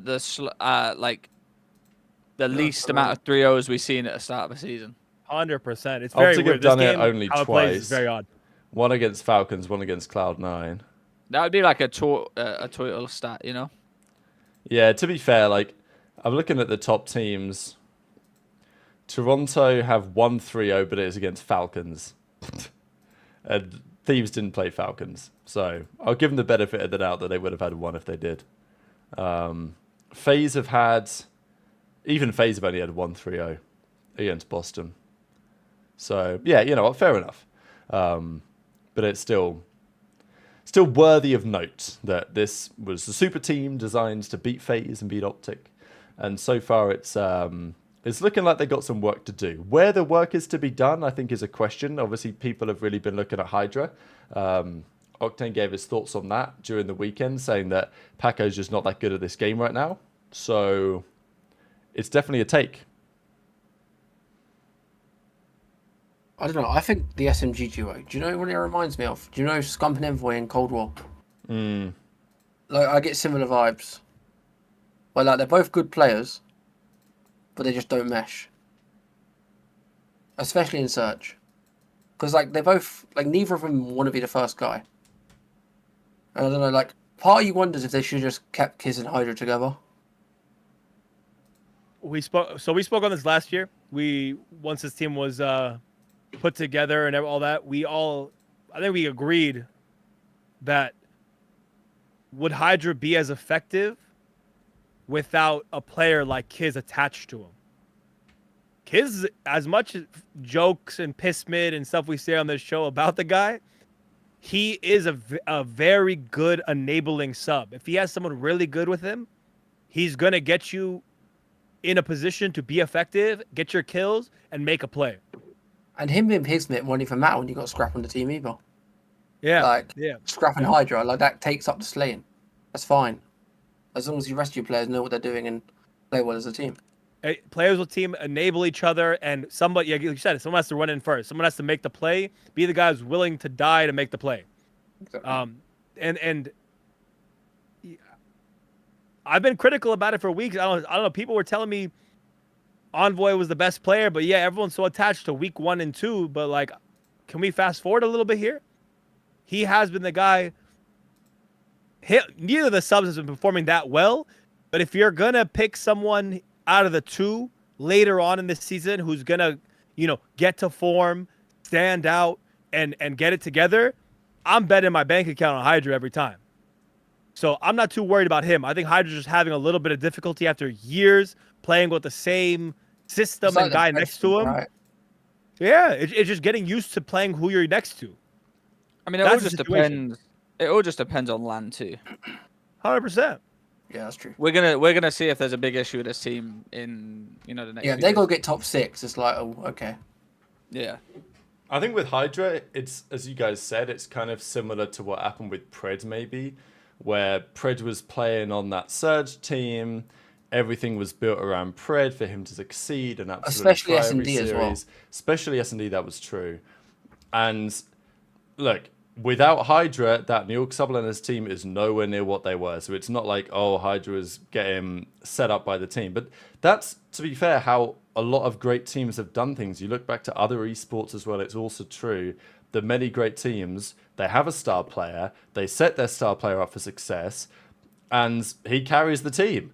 And that's fine. And if you lose the star player, you're still cooked, but it's not so easy for the star player to go into a different team necessarily and get the same level of service and team chemistry. And Pred, when he first joined OpTic, maybe his numbers weren't quite where Hydra's numbers are right now, but Pred last year on OpTic, there was absolutely an adjustment period there over the first couple of stages for him to get used to playing with Shotzzy. And I think Hydra always gets better as the year goes on. I think that's going to be true this year. I have no doubts that we're going to be seeing some serious Hydra highlight as the year goes on, because the talent ain't gone anywhere, but understandably is the team structure. And I do fear that what Ronnie is saying is true, that while there are benefits to having Envoy on the team from like a winning and from like a historical perspective, there will be people that make the argument that either you should have gone Kiz Hydra or you could have gone Kleenex Hydra, which was another option. I think the decision they made, given the balance of probabilities, may have been the right one. But, the team has to prove it, because there were other possibilities there. Envoy, again, Envoy's talent is there. He's a good player. He's like some people in chat are panicking about other stuff and arguing about subs and stuff. It's all play style. It's chem and play style and system. How does a system run? If you have 4 guys, imagine you had 4 Kismets on one team, right? It wouldn't work. Imagine you had 4 Scraps on one team. It wouldn't work. Talent isn't the only thing that gets you there. It's a balancing of play styles that allows a star to be a star, but a star is nothing without a supporting cast. You need to have those people that know how to set them up to be great. In this case, you have a lot of greatness that's still meshing together. I actually don't think Major 1 says that much, but I stick by my stance. I 100% stick by my stance that if they get there and they don't play that well and Envoy gets cooked and OpTic does well, the only possible change that exists on the sideline could be incoming. I stand by that. What, Pred and Thieves? Yeah. Pred and Hydra together. He's been pushing the narrative. Ghosty better enjoy that hill. He's been pushing it for a week. Ghosty better enjoy that hill. Jesus. Listen. Super soaker. Sometimes, again, I know we just talked about support and superstars need this. I just said that. I understand that. There's sometimes, bro, there's an opportunity or a situation where you just have to take the risk. This would be one of them. And I want everyone to be clear because some people have said something to me or DM me stuff, just said things to me. I'm not advocating for this to happen. I'm not saying it's going to happen. I'm saying that there's one of the best players in the world sitting on the sideline. He's going to end up shaking up the league somehow. It all depends on Major 1. And Thieves are just showing cracks. I said it was FaZe early on, and I said the same speculation about FaZe. Now Thieves are the team out of the top 3 super teams that are showing the most possibility. So I'm just talking about that the most. So don't think I'm asking for it. It's ironic that OpTic have been the most consistent and they're the one that had the team change, to be honest. Like out the 3. Yeah, thankfully they could just pick Hook up because he was available because Surge dropped him for some reason and nobody else got him. Like, just the league allowed them to bring him back for free with Shotzi. They also had chemistry with Hugh as well, though. Oh, it was a perfect situation. Yeah, it couldn't have been any better. Considering what you could get. And Hugh on his day, untouchable. It's like you never even felt like you lost Pred in that sense in terms of slaying wise and pace wise. If anything, you probably think you got a little bit better with the S&D. Yeah, probably. I think they look in this game again. I've said how it's made for Shotzi. This game also is just made for the quick acting, run and gun subs. This game is created for them. Afro, Snoopy, Huke, Kleenex. These guys are gonna prosper in this game, and we've seen that happen because it's a subs world. The ARs are just living in it. So we'll leave the discussion on Thieves there for now. The next team I want to get into is right about here. We've got to talk about Cloud9. The time has officially come to get Ace's POV on this absolute collapse. To be fair to Ace, you guys actually won 2 maps this weekend, which is better than normal because compared to Falcons... The issues are fixed. Yeah, the gameplay issues are resolved. We got 2 map wins against FaZe in. And it could have been 3. Maybe it should have been 3. How did this go game 5, by the way? Yeah, well, I will say, for FaZe's side, I don't think these are maps that they typically will go for. No, they suck at Vault, I'm pretty sure. Yeah, so they did... There was a little bit of veto cheese here, potentially, for FaZe. Because FaZe banned Skyline Hardpoint. That's a map that they play. So... And they banned Skyline We've had C9, both teams suck at Vault normally, so it's not like... FaZe let them have a good map either. Yeah, no, that is true. But there was maybe a little bit of expanding map pool here. But, yeah, I mean, they smoke him on the red card. Hacienda comes through, goes to a Game 5 Vault, Selly Masterclass. And, there are some numbers on the screen. They don't look so pretty. Yeah. I stand by the fact that the one game mode that they're reasonable at is hardpoint. It's the only game mode where I could feel like I can generally rely on them to take one, maybe both. Their hardpoint game is good. Everything else, though, their control is lost. Their S&D looks... Again, that Celium, even that Celium 1v3 is... So can you bring up that 1v3? Is that the one where Mac and Kremp are in the? Yeah. I have it on my Twitter. We can bring up the Celium 1v3. I got it. Please, yeah, no. So like, it's just examples like this. When I say that this team, I talk about potential, right? Potential of certain teams with their ceilings. The ceiling on this team is still high enough, but they're so goddamn low. The decision making, the decisions that are like happening at like crunch time like this. The 1v3. Why are people chowing out? Oh man, like they must have thought that it was a 2v2 after the first one died. I don't want to hear that. No, genuinely, I have no sense. Genuinely, I have no idea. I have no idea why Dante chows out the window. I have no idea. I have no idea. Yeah, I have no idea how this happens. This was so bad. Like, I'm gonna have to go full screen on this is where you sit there and think maybe we shouldn't be a team. This is where we blow it up. How does Mac turn around right there when he just shoots out of pool? Because they know where Cell is. He's not even shouldering anything. Kremp, like, no, okay. It's not about the shoulder, Trey.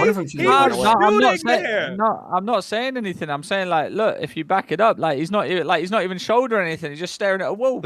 He's actually window looking. Yeah, he's literally looking at the wall. What's he shouldered here? I don't really know why Kremp didn't do anything until it was too late. So Celium flies around the corner. This is Cell's only play to chow the site here. Look, I don't mind them playing together. Them playing together is fine, but like, what I don't get, Kremp just chooses the worst time to slide right here. Because Kremp needs to stay exactly where he is. If they stay where they are, they literally win.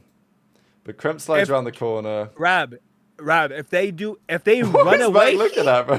Run away, hey, I'm going to say something right now that's going to really, like, you know, set the tone. Falcons don't lose this.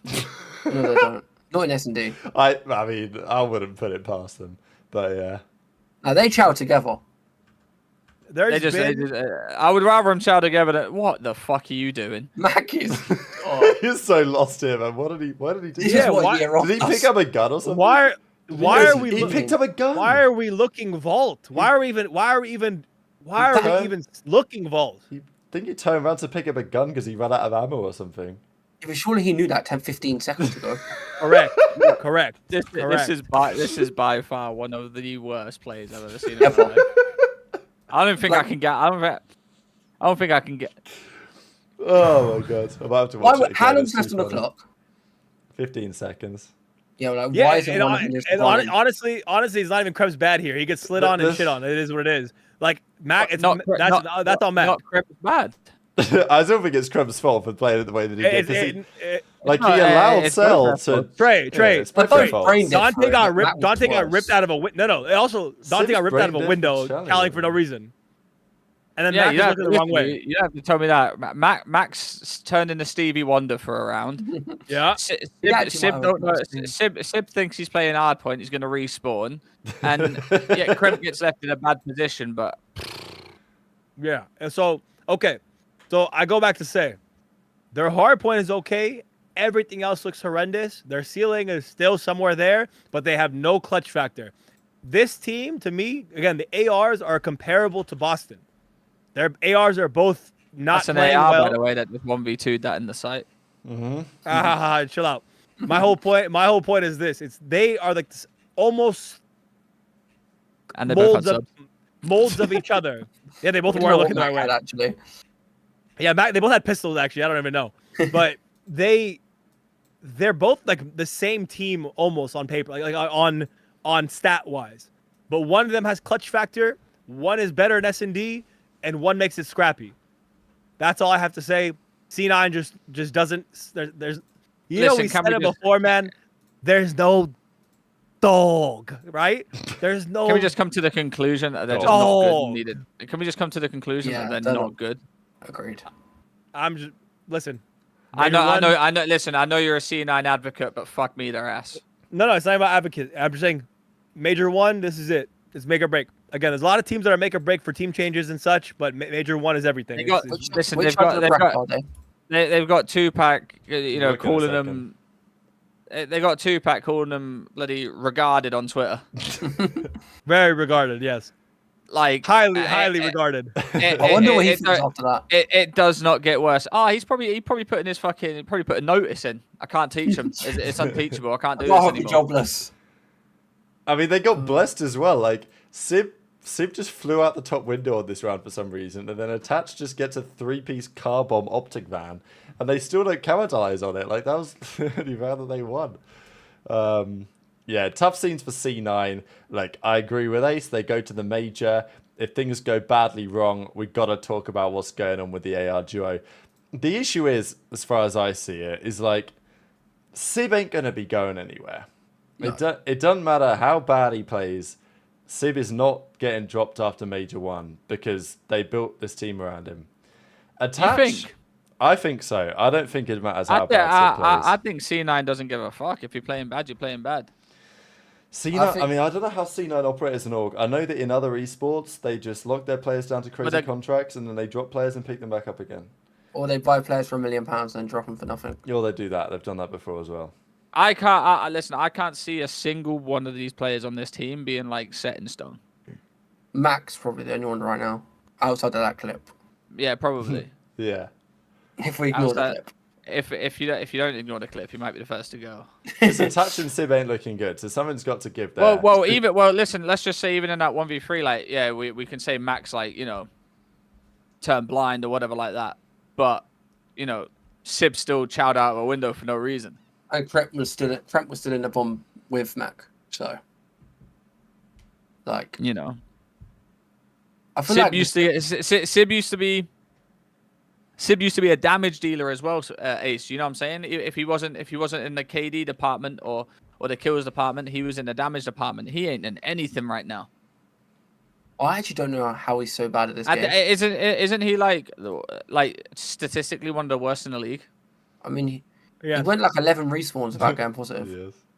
He went from statistically one of the greatest hardpoint players in CDL history to this year one of the worst overall. Here he is. Including Falcon players. Yeah, if you exclude Falcons, he's the worst apart from Paul X. Like, there's got to be something more to that, right? Gameplay issues, man. No, there's nothing. The team's just ass. No. I think you move Sib to the main. You pick there's up. There's no Pred. main. There's no flex, Ronnie. Oh, you know what I mean. You pick up Pred and then put Mac on second AR, third sub. Ah, come on, Ronnie, bro. We have the same conversation with Sib. Why are you taking the best player off the role he's playing the best on? Mac was fried though on the flex back in the day. Ah, come on, Ronnie, man. You're killing me here. So you don't want Pred on this team? Well, I didn't say that. I didn't say that. But you're trying to remove their best player off the role. I mean, I don't know how else you get him on there unless you drop Kremp. Drop Kremp then. Fair enough. No, that's what I said. Listen, this might need to be a two-man change. AR issue, right? They're 1 and 6, Ronnie. No, I guess you can drop 2 players. Yeah, get ready. Are they going to? Probably Kremp. Not. You said Attach? Bro. Yeah, I'd drop him over Sib just because of ceiling. And Sib didn't start last year that hot either. Obviously, he wasn't this bad, but like, he got better as the year went on. Oh, we're just basing it. Listen, we can't keep basing it off that, Ronnie. They're 1 and 6. They might not at this rate. All right, drop the whole team. See, now you're just being crazy, Ronnie. I'm hitting you with some facts here. You don't change like everyone that says, "Oh, Simp should run a." We should change Simp's role. Why would you change one of the greatest subs that's ever played COD into a flex? Unless he wanted to and requested. Yeah, unless he's going to run a flex coming into this year. He was, but he ain't. He's running a sub. He's running a sub, and respectfully, he's looking like a very good player in the league for someone that took a year and a half break. He's showing people up that play every single day for the last year and a half. What would you do then, Trey? I don't fucking know. Team's chalked. Blow it up. Brilliant. This team. I said it from the start of the year. This team won't be good. Funnily, we thought the SMGs would be bad and the ARs would be good. Though. Yeah, no, that's the reason. But you know, we were wrong. But we still said the team wouldn't be good because we were going to blame 2 players. Got it wrong too. Yeah, whole chat says I'm defending C9. I have defended nothing. I said they're decent at hardpoint. They suck at everything else. I don't know what I'm defending. Yeah, I have nothing to defend at this point. They had a chance to look good against FaZe and win this hard. They actually could have won this series if they just didn't bottle so many moments. But in crunch time, as my mates have said, they have no dog. They don't have dog. Okay. Even if they won this match, would you guys think they ain't got dog? They're just dog. What'd you say, Ronnie? Like if they won this match, it wouldn't change how I feel about the team. It wouldn't change how I felt about them, but I would have a morale boost. Yeah, exactly. It would be good for them. It would be great for them before the major to win this, and then it wouldn't be as if we lose, we're done. This 1v3 just that 1v3, no matter how many times you watch it, just sums it up for you. Yeah, they don't play as a team at all. In my opinion, in the same way that on the Falcons, Clayster needs to come back and say, you know what, guys, we suck. I'm stepping in. I do wonder how long Clay's going to give it. It's time for Lamar to come back. Lamar needs to step in, hang up the coaching gloves, and say, Get look. 2-pack in for S&D. Yeah, 2-pack actually something for S&D. And accuracy says to his old friend attached, look, brother, it ain't working out. Goodbye, buddy. I'm taking your spot and I'm coming back in. Switch roles. Yeah, exactly. Oh my god, imagine put attached back on the sub. Oh, but that team, they might be fighting Falcons at that point. If they actually, it's actually catastrophic how you have 2 AR players that were in the top 15 of the league and for KD and now are towards the bottom. Yeah, like all in 1 year. Right at the bottom. And your best player is the guy that hadn't played for a year. Yeah, I mean, just look at how he got slammed there by Cell. There's your reason. That's just a crazy thought, though. Top 15, best in the league. One is top 10. I think actually Attach and said we're both top 10 or top 12, whatever it is. Both in the top 12 at least. And now they're in the bottom. Sim was a top 3 player at the end of the last 2 events. Like I'm just speaking on KD. Yeah. I'm saying actual gameplay for sure. I'm saying KD wise, like they're still the top of the league to now the bottom of the league, all in 1 year difference. It's insane. It's uncalled for. I don't know if that's ever happened before. Let's put it like that. I don't even know if it's ever happened. Not 2 in the same team. No way. Yeah, exactly. Like 2 in 1 team going from the top of the league to literally the worst of the league. I mean, I've always said about Attached too. A lot of his KDs were inflated, just from being a slow AR player. I don't think he's impactful as everyone says he was in those KDs. If he was, Vegas would have won more. I don't know if I'm capping with that. Rab, I know we had a discussion about it last year. No, it's bang on. It's just like there's a difference between when you're on a team that's expected to win and when there's not. Like, if Attach's play last year, there were definitely questions about it, but because he's on a team that's not expected to do that well, and he's dropping good numbers and they're winning, it's like, who cares? But on Cloud9, with better players around, there's more expectations. And if things don't go well, and obviously you're not playing well even individually, people start to look more closely. They start to see plays. They start to criticize more. So, look, I think I just want to see what happens on LAN. You know what I'm more upset about with all of this is that a lot of people don't realize how important Kiz was to these players. Like Civ and Hydro. My guy. Yeah. Like, I feel like when you look at it, like, Kiz was actually like an enabler for these guys. 100%, 1,000%, without any question. I bet they do miss Kiz. I bet Civ regrets splitting with. I bet they regret splitting. No, they had to split. They had to, but I bet they regret it. Like, considering their teams right now. I mean, where both sets are. Without a doubt, Kiz's role is underrated and undervalued in all of COD. His role, people who embody that role, who are the guys who get in, do the dirty work. Guys, even like Abizi makes it look easy, but Trey said it before. He has one of the hardest roles in all of COD too. Those 2 guys, different levels, but the level of work and how easy they make the game for their team is why they'll always be at the top of the league. no matter what. I don't like calling people the glue player because I feel like that disrespects him a lot too. We just say like he's ass. Kiz was never ass. He just had to, he died a lot. He did. He had to die a lot. He had to run. Who's gonna go in first, him or Hydra? But when you see it and they would lose, you'd be like, oh well, that's piss me. But that guy was the guy that I feel like was so unselfish that he made everyone around him better. Guilty as charged. I don't see anyone like that on C9. No, they're all pretty like. Well, Matt can be, but he's actually the best player. So why would he be doing that at the minute? I don't see anyone doing that on C9. I don't see anyone doing that on Gentlemate's bar Kiz, but he has to fry. I see people doing it on Boston. Yeah, they all. I see people doing it on Surge. I think Awakening is just getting slammed. To be honest with you, I don't think he's doing it on purpose.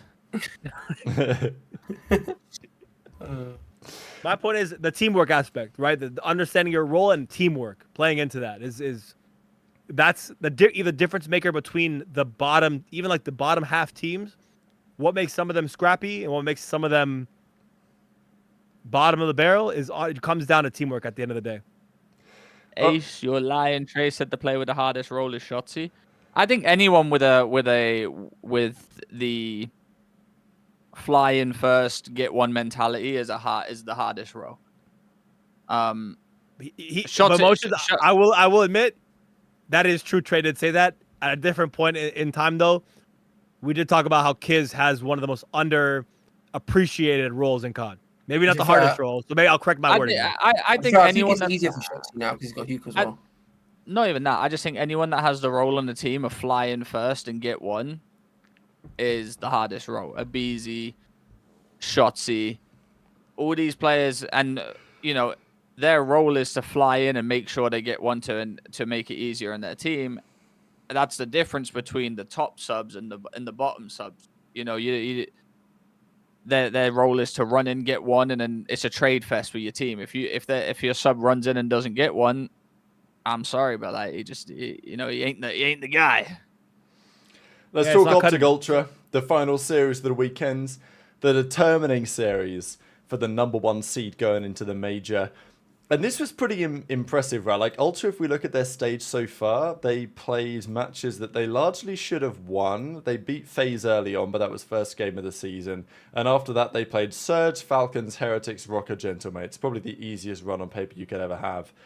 And they won a few of those 3-2. And then they played OpTic and they got pretty much comfortably handled. They won the Vault Control, which was pretty impressive because OpTic good at that. But in the respawns, OpTic and especially Hook on the final map had a really good series here. So this could be OpTic peaking at the right time. I know there was a gentleman in the chat earlier saying that when OpTic went to Major 1 last year, they actually went off back-to-back 3-0s. They got 3-0'd by Miami. They got 3-0'd by FaZe. They went to the Major. They 3-0'd Miami. And then they got beaten by FaZe in Game 5.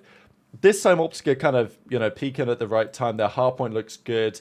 Their search and destroy, I think, with Hook is always going to be pretty good. I mean, Hook Game 2 had another masterclass on the red card. So this was an impressive win for OpTic. How it translates to LAN is always going to be the big question here. But I don't think they could have positioned themselves much better than this going into the tournament.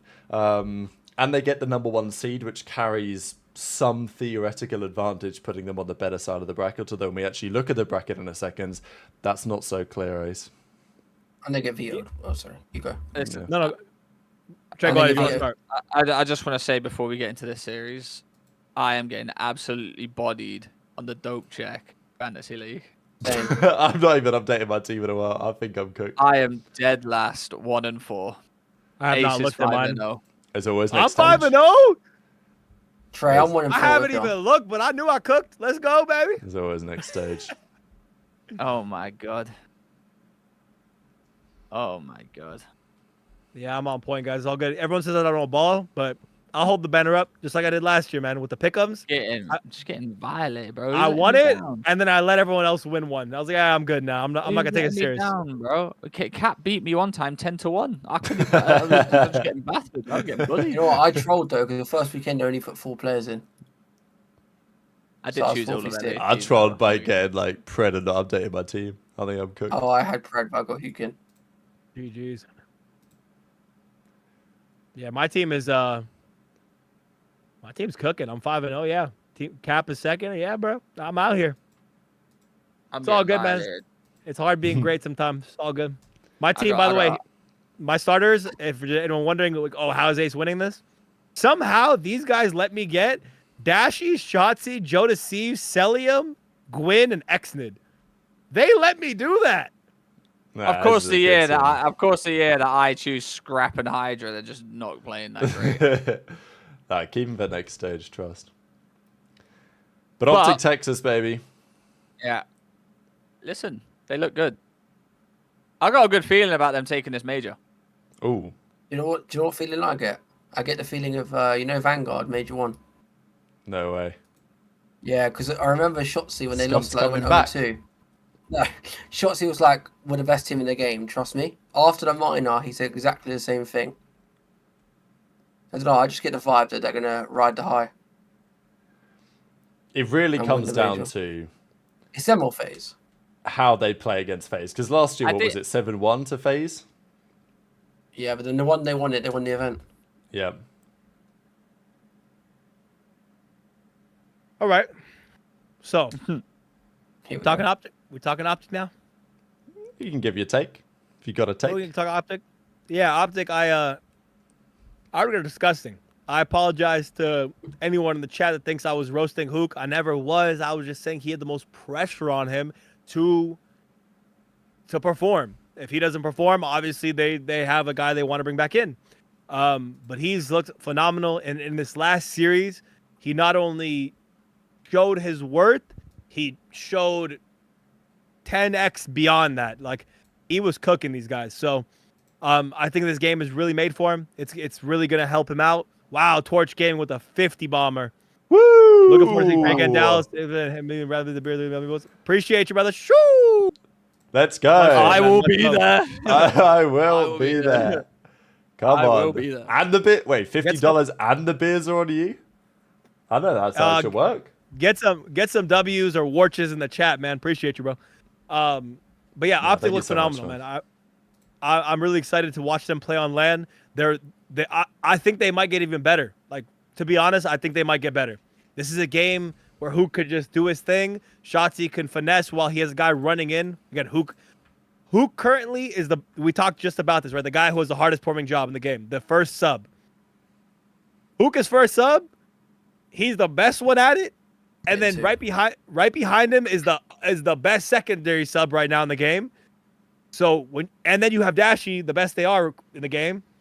Arguable with Celium or not, it's one of those two guys. And then you have Kenny. Anyway. And then you have Kenny, one of the smartest players in the game.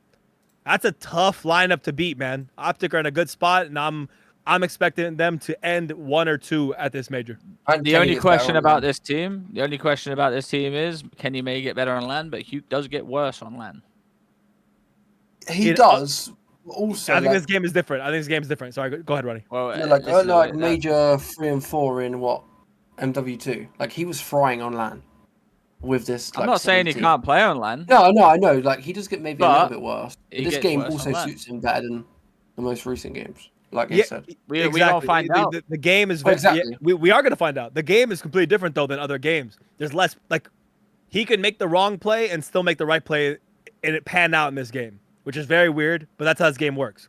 So yeah, if he's getting to it, don't matter what play he's making. Exactly. And then if he dies and respawns, he's going to be hitting the hill back again in 0.5 seconds. So yeah. It's. If he's ever going to turn up on LAN again, this is the game. 100%. Yeah, 100%. Me and Ron. This is me and Ron right now. Shaking hands, man. That is exactly what I'm saying. I don't really think this team is the team to beat. They will have issues apart from with FaZe. I just think FaZe look very good at most of the modes, but FaZe are also not looking unbeatable by any means, right? Like even the series against Cloud9 was an example. I think that's just this game, though. It may be the game for sure. I also think that, look at if there was a 5-map series today between FaZe and OpTic, I would pick FaZe 55-45. Like if they played 100 times, FaZe would win marginally. That's my current feeling. And maybe different at the major. I think it's really going to come down to the Surge. What I want to see for OpTic is the control. I think that's still my concern with OpTic. And we saw it again on the Vault against Toronto. is that, when FaZe are at the peak of their powers, they'll win game 1, maybe close, maybe comfortably. They'll win the game 2 every single time, and they'll almost always win the game 3. And FaZe are back at it again, looking like the best control team in the game. And that's important because it's a big swing mode in these type of series. And I can absolutely see a world in which OpTic are up 2-0 on FaZe, or it was 1-1 against FaZe, but the control goes FaZe's way, and all of a sudden it's looking a little bit suspect. I also think that FaZe's just general game planning control is just superior to the way that OpTic tend to play it. So that would be my concern if I'm OpTic. But I think that OpTic can actually be confident that if they play FaZe this tournament, they can win both hardpoints, and if they need to, they can win both search and destroys. I think that's possible. They can also win the control. But I think OpTic, it's tough to say who's the favourite at this point. You've got the number 1 seed versus the team that's looked the best and won the minor, but a number 6 seed, actually, for the major. What helps FaZe is OpTic's best hardpoint map is probably the one they'll veto anyway. That's true. And OpTic keep getting to play it on Vault. They keep getting to play it every series. In which they won't against FaZe. So they've had to make sure their hacienda is top tier, ready. Boys, what was FaZe's big issue for most of the majors, guys? They didn't have the dog. Okay? There was no dog, right? So I'm gonna come back to say I actually don't think that when it comes to LAN, they're gonna have the same dog. No way, anti-dog. I think dog. If OpTic and them end up face to face, OpTic's gonna slam them. And this crowd is gonna be very OpTic heavy compared to FaZe. I think it's anti-FaZe in general. Yeah. Yeah, it's gonna be like a home event with EU, I reckon. Unless they're playing Miami. I think Cell is great. I think the players are great. But when it comes to LAN, the first one, I don't know. I think they're going to start to I don't even know if it's overthinking. It's just whatever affected them last year at almost every major. EWC, I'm going to count it as a major when I talk about this. They just look like they were struggling in they just look like they would struggle at LANs. So I don't know how this year is going to be different. FaZe don't know how to react when they get hit on LAN these days. Because they won the minor. Congrats, they won the finals. But it's a minor. Online COD against Ravens. No disrespect. One does have his questions on whether FaZe are going to get to a finals after looking pretty tough to beat, and then they're going to lose. It's absolutely. And let's not forget, only a month ago they did not look good.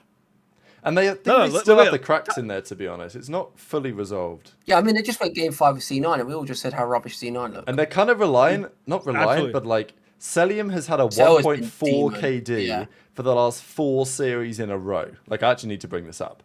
And I'll let Ace give his take on it. I say that about everyone, though. No one's been clean this game. Except Celium, because that guy is absolutely cooking everybody. That guy looks like he's just a superstar. Best player, man. There's best player. Look at these no numbers. One looks unreal. So he played the finals there's players the minor with a 1.5. And then since dropping a 1.5 in the finals of the minor, he's dropped a 1.4, a 1.5, and a 1.43. So Celium had a 1. And he started the game slow as well. His KD was awful the first game. He had I'm barking for this guy. Well, not awful. But legit, the first 5 series that Celium played of the year, the only one he went positive in was against Falcons. And even that was a 1.05. And I don't know, he worked hard over Christmas, New Year's. He's picked up the pace. This is the thing. These aren't unimpactful 1.4s. These are, look at the Slayer rating. He goes from Slayer rating in the 70s. And he comes and plays GTA. Yeah, with your boy. Ever since Abe and Cell came back to GTA, they've been frying. I saw Abe in GTA. Last time I saw Abe in GTA was last night too. Cell was in there last night. Listen, they're having fun. Proof that other games can, But listen, they said at the start of the year, they were like, "No, we ain't playing no more GTA. We're on the grind. Start off slow now. They're back, and guess what? They're piecing. It's less stressful, isn't it? It's just a game to relax on. And in the interviews, that's what they said. They said we started having more fun with it. And I think that's great. I think that does help you in online COD. But when it comes to a LAN, that mentality is when it gets less fun, and that's when you get, Which is why Hoop struggles sometimes, because he thinks he's always like that, isn't he? Like, I'm just having fun. But when you get to LAN, no. This is finally a case where I think it's different for Hoop, though. He's with a team that he knows deep down he can really do something. Oh, for this team, 100%. I think it's different right now. And then again, if we could bring up the bracket one time. Absolutely. I think FaZe will coast. I think they're gonna coast in winners bracket all the way up until winners finals, when it's gonna become them versus OpTic, and then they're gonna get hork slammed, and then it'll probably be them versus LAT or Ravens. They win it. I think they win it. Grand finals, OpTic versus them again, and then OpTic beat them twice. That's how I think this ends. I like this kind of prediction. We're not going to go through the whole bracket and do everything here, because we'll probably do a bit of that on the Thursday in the pre-show before the tournament begins. Yeah, that's what I was going to say. Yeah. But we're just going to give some general thoughts really here on the tourney. Ace has got OpTic taking the win. Yeah. I actually have not thought of this yet. Ronnie, I want your take. Actually, did you already give it? I'm going to go OpTic or FaZe. I'll probably just go OpTic, because why not be biased? But I wouldn't be shocked. Like, I wouldn't be shocked if FaZe go in, like, slam them and win. I always forget Ronnie's a green waller. Yeah, but I'm not one of them crazy ones. You're a green waller. They're all crazy. No, you know what's funny thing is, when I predict them to lose matches, they actually go mental in my replies. I've seen it. I've seen it plenty of times. I'm like, chill, man. It's not that deep. It's just an online league match, bro. Like, it doesn't matter, bro. You got OpTic taking it. Who's in the final with them? FaZe. I got FaZe taking it. What you got, Rab? Rabito! What you got? LA Thieves to win.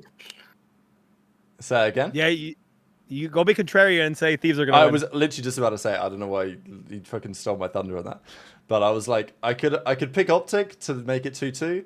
But, I mean, what I will say, going into the minor tournament, FaZe were my dark horse, because they weren't looking good going into the minor. They came into the new year, they looked terrible pre-Christmas, and I was like, FaZe are the dark horse, they're going to make a run, and they won the tournament pretty comfortably. I've not got as much evidence to back Thieves in this, but I do think they're looking at Thieves' bracket. And also, let's not forget here, by the way, OpTic played Thieves the other day, and absolutely should have lost that series. Like, that was a 5-1 lead that they bottled Game 5 on the Hacienda. Like, if they play that a number of times, Thieves win that the majority of times. So we're having a different conversation here. And yeah, Thieves lost to Boston the other day, but so did OpTic online as well. So I know there's questions about Thieves in their play, but I think they're going to get better on LAN. And I genuinely think that they'll beat Ravens in round 1. I think they'll play OpTic round 2. I think OpTic would expect them to beat him again. Thieves to win the game 2. Thieves play FaZe in the winners finals. Scrappy beats Drazen on LAN again. And all of a sudden we've got OpTic versus FaZe in the elimination finals and Thieves meeting them in the grand finals. At that point, tough to call. But I actually agree. I think, like, going into the first event of the season, if I had to pick, like, who's my favourites in terms of who has the highest percentage chance to win, I don't think it's Thieves. But I think absolutely there's a plausible world in which Thieves do it here. And this is LAN. It is going to be a slightly different game. I think there's going to be some French fans there. Hydra's going to go big. I got them making a run. Should. Also, PD, we missed this $5 super chat by PD. I know people say scrims don't mean much, but from scrims we've seen, FaZe currently are cooking OpTic in scrims. 7-1 map count and a 6-2 map count. Yeah, we also saw amateurs cook FaZe, and then FaZe have been on this run like 2 days after. Appreciate you, PD. So it's like... Also, do you guys think anyone else has a chance outside the top 3? Boston Breach, baby. But honestly, it feels so bad for Boston. I didn't really mention Ultra this, do too, realistically. Yeah, Ultra, that's what I was... Because they got Surge round 1 as well. Yeah. I got FaZe winning it, and then Ultra be my dark horses. I think, unfortunately for Boston... Oh, you know. They just... I thought you were talking. You actually doing really well there. It's like a good... No, I was talking. I was talking. Oh. My mic died. I didn't hear you. Oh my God. That was crazy. I thought you were trolling. No, my mic just died. That was weird. It was a joke. Here's what I said. Okay, F. It was, hey guys, what about C9? What about C9, guys? That's what it was. Okay. Damn it. Who do they play? They play Miami, right? Or OpTic? That was actually good. Damn it, man. Wait, who played Miami or OpTic? Cloud9? C9, yeah. Yeah, they do. Do we reckon they could beat Miami? Actually, no. They don't. They play Boston or FaZe, Cloud9. Oh, okay. Well, they're out then. Yeah, Cloud9. Look, if it's a top 12 for C9 losing to Boston, but that is a tough run. I mean, for Boston, it's tough as well. I feel bad for Boston in a way that they were the 3rd seed, and you're thinking, wow, 3rd seed, we're going to get a good starting team, a team we can beat, maybe a Surge, maybe a Heretics, something like that. They beat LA Thieves on Sunday and get FaZe. But no, they play FaZe. Yeah, like congratulations. Hey, I've got my dark horse. Y'all ready? Oh no. It actually is Carolina, because Carolina goes down and plays Falcons. Then they play Miami or Gentlemates. Oh. So actually, my number one dark horse is Carolina. Your dark horse to make elimination round 3. Nice. No, shut up, bro. I think they get to Actually, wait. Let's see. The thing is, they would play like Toronto. They play, like, let's say Ravens make the run, they'd probably play Toronto. They could be Ultra. And they could be Ultra. Yeah, that's the thing. I actually think my only dark horse team Slasher on land, baby. Is Ravens. Slasher on land. I remember Major won last year. He had a 1.4. I think Gwyn needs to show off on this land. Well, yeah, he has the most to prove when it comes to land. Not the X factor, but land. Yeah, exactly. If he turns up, they're very good. If he turns up, Reese is consistent. Yeah, I think they can get to elimination finals probably. I don't have them. I think they could beat LAT on a given day. Or no, LAT. Excuse me. I think they could beat Ultra on a given day. That ain't no problem. Trying to figure out who my dark horse is going to be here. Because I don't know. Low-key LAG. I was going to say LAG. I was going to say LAG. Everyone stop it, please. Now we're just taking... Yeah, we're just taking insane takes now. I think, well, okay. What? All right, where are you basing this off, please? Because now you're just spitting shit. Vibe. Yeah. No, but like, I was thinking the way... It's not a French event, guys. It's a Madrid event. We got Linz coming to play. It's not PSG. Madrid away. I don't think you guys. This is Kismet on land. He's gonna play good. He's gonna play good. I don't know what insider information you guys have got about French fans turning up, but I promise you, there's not that many French fans turning up. I promise you. It also shouldn't even make a difference anyway.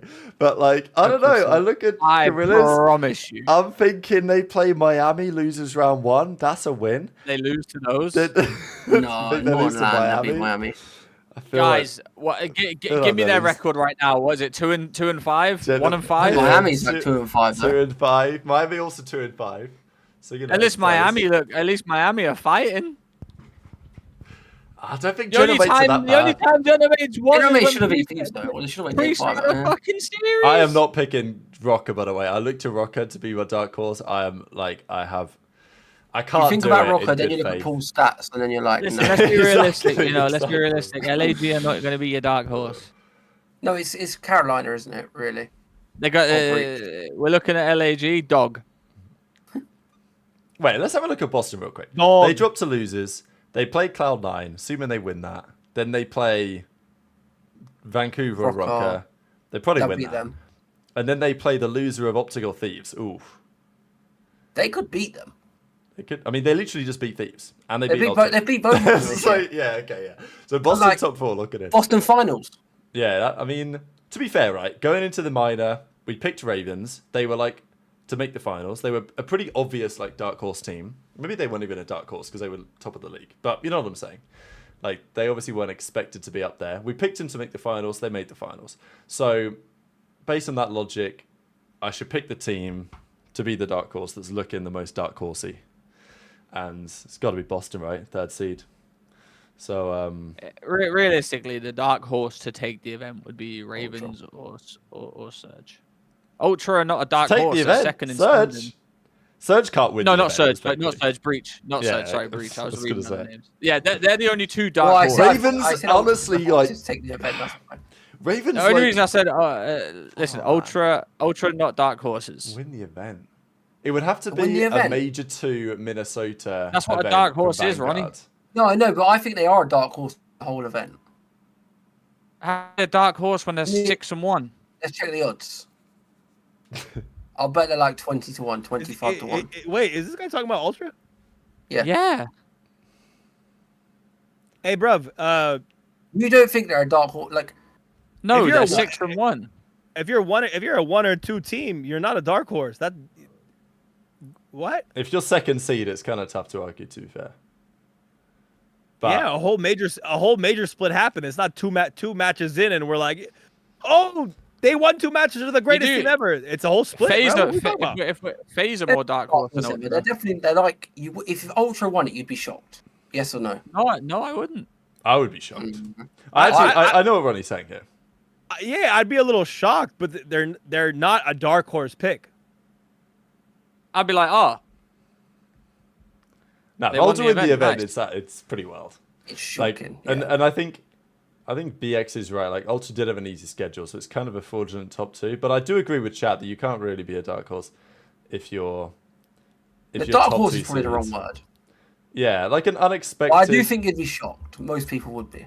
Yeah, it's like in the same way that me picking FaZe as my dark horse for the minor is like, well, yeah, exactly. Rab pick FaZe for the minor. It's kind of I'm using that as like an example though. Like, no, I'm stream. You're not listening to what I'm saying. I said if we're judging it off that, then FaZe are more dark horses because they like to. I'm just saying Ultra are a good team.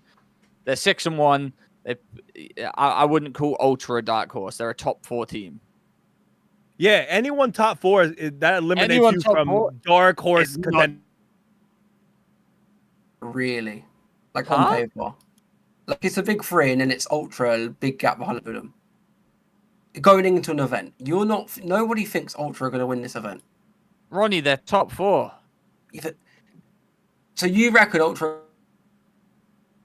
Oh shit! What's going on? I wouldn't put it past them. Back, I think. I'd be very surprised if they won the event, personally. Do they look as good as FaZe in that? No, but you know, I can't discredit them. They look good. Ronnie. Yep. Does it have free shipping? What? Does it have free shipping? What has free shipping? The hashish you're on right now, because it's unbelievable what you're on right now, bro. Whatever you just are on right now is unbelievable. So if it's free shipping, send it this way. I need to test it out in America because this is crazy what you're talking about. I don't know. I just think you guys would be like shocked if Ultra won the event. Personally, I wouldn't be. If I had my order, this is why I could prove to you why that's not true. My order would be this: OpTic winning, LAT second. No, I lied. OpTic, FaZe, LAT, Ultra. They're still in my top 4 of highest probability to win the event, anyways. No faith in Cloud9 for the run. Cloud9 dark horse. Cloud9 is 750-1 to win the event. If Cloud9 win this event, Rab, you have to shave your head. I'm not doing that, but they're not winning the event. Rab, they're not winning the event. You could do that. Yeah, but you never know.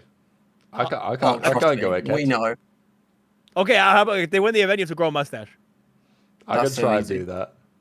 All right, sounds good. There you go. All right, there you go, guys. If Cloud9 win this event, stick a flyer on them to win the event just in case, and you make a load of money, so you're fine. This brother's gonna have the sickest, illest mustache coming on this show like this. Look like a straight cop. It's gonna be great. Scum Park. There you go. Who do you reckon to be the first team to make a roster change after the major? That's a good question. Well, it's going to be a team that's out on Friday, so it's looking like Minnesota Rocker to me. It's Rocker, Cloud9. Honestly, they're probably all even to make a change first. No, but I think Rocker, they already know what they're going to do. They're going to drop Paul X for Lunas. That's what they're going to do. Actually, that's the thing. Like Rocker, I think whether they perform, they win the first round or second round or third round, the change is kind of incoming. Because they were going to get losers last year. I know people are talking about Illy, but like, and maybe you could get Illy, but I actually don't think he's the man I would get. I think there's a bit of like name value in getting Illy right now. I think you just get Lunas, and I swear they were going to get him last year, weren't they? Because there was rumors that they were close to getting him anyway. Like he fell off the second half of the year last year. Yeah. It's confusing. It'd be interesting to see what happens this year. But I think that's what Omega, I shaved my head already, brother. I went to. Do you think they'll take like a fellow type girl, like to bring some leadership to that team? Because he's looked good. I haven't checked up on fellow, so I think we had like #1 KD in the elite. I could be wrong on that. Fellow would honestly be pretty good for Rocker. I'm actually not gonna lie. Fellow actually would be pretty good for them. I just don't know if you won't need to slay really heavy. You just need to do better than Paul. Because that is one of their issues, is like leadership and experience and like constantly improving over time and stuff like that. I just don't know if they'll see it like that. Looney might think, just stack the team with talent. That's how he went into the season, to be fair. So yeah, probably. Yeah, but they were going to get I think post major, there's going to be 5 changes. 5 across the league. 5 changes. Jesus, that's quite a lot.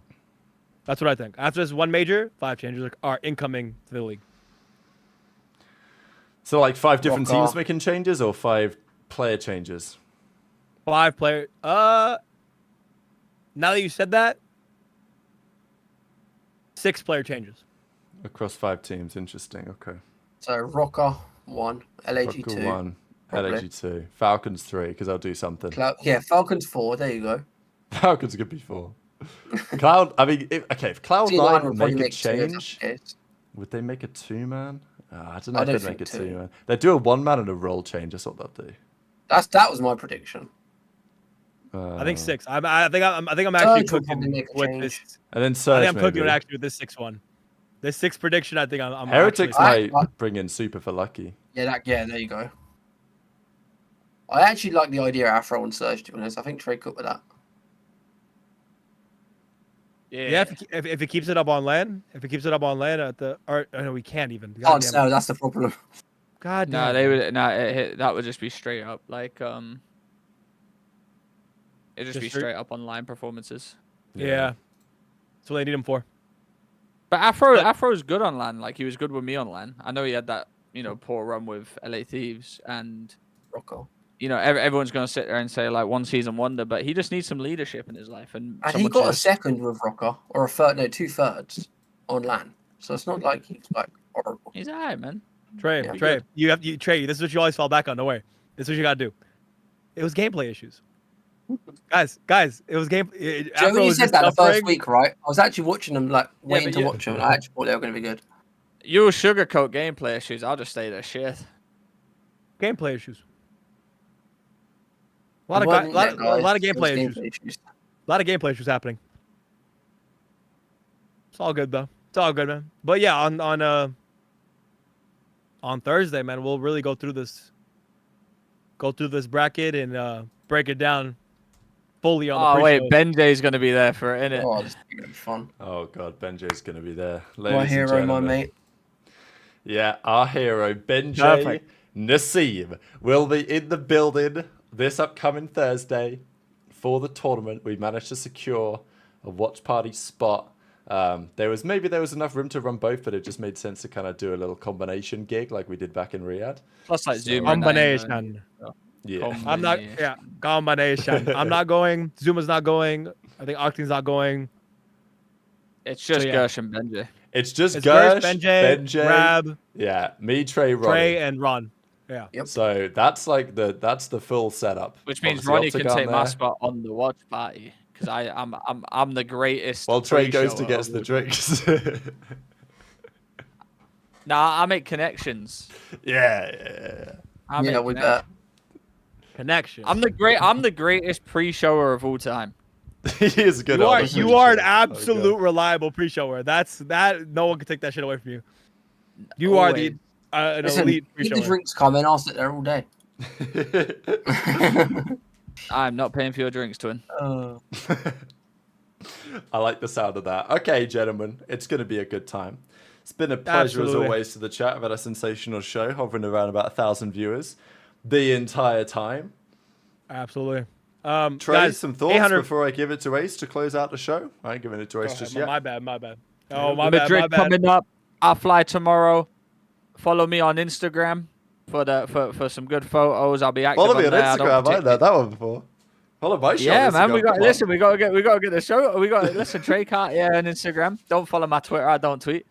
You go and get some pictures of Rab. We're gonna get some food. If you see me at the event, if you guys are going, don't be afraid to say hi, get a picture, buy me a drink. Yeah, and listen, I appreciate all the love on these shows and pre-shows and all that. We've been killing it, and it's all thanks to you guys. Thank you, Torch, for the 50. Thank you to everyone that's donated. It's an absolute pleasure. Ronnie? Oh, can't wait to see everyone at the major. That's all I've got to say. First event, come on. Yep, first event. Absolutely. All right, guys, man. I won't be at the major, but these European fans, we appreciate you. We love you. Make this a memorable one. Make all the fans and the people watching jealous that they don't get to go to this event. Make me jealous I didn't get to go to the event. So 100%, this is about to be one of the best ever. I believe it's sold out as well. Dope Check will be there. And it's going to be one of the best times that we've seen in the past 5 years in Call of Duty. So congrats to everyone. It's going to be amazing. And we love you guys. 800 people, man. Almost 1,000 most of the day. We love you. We appreciate you. And we will see you guys on Thursday for the pre-show. Like, comment, subscribe. We love you guys. Bye. Bye. Yee. Bye.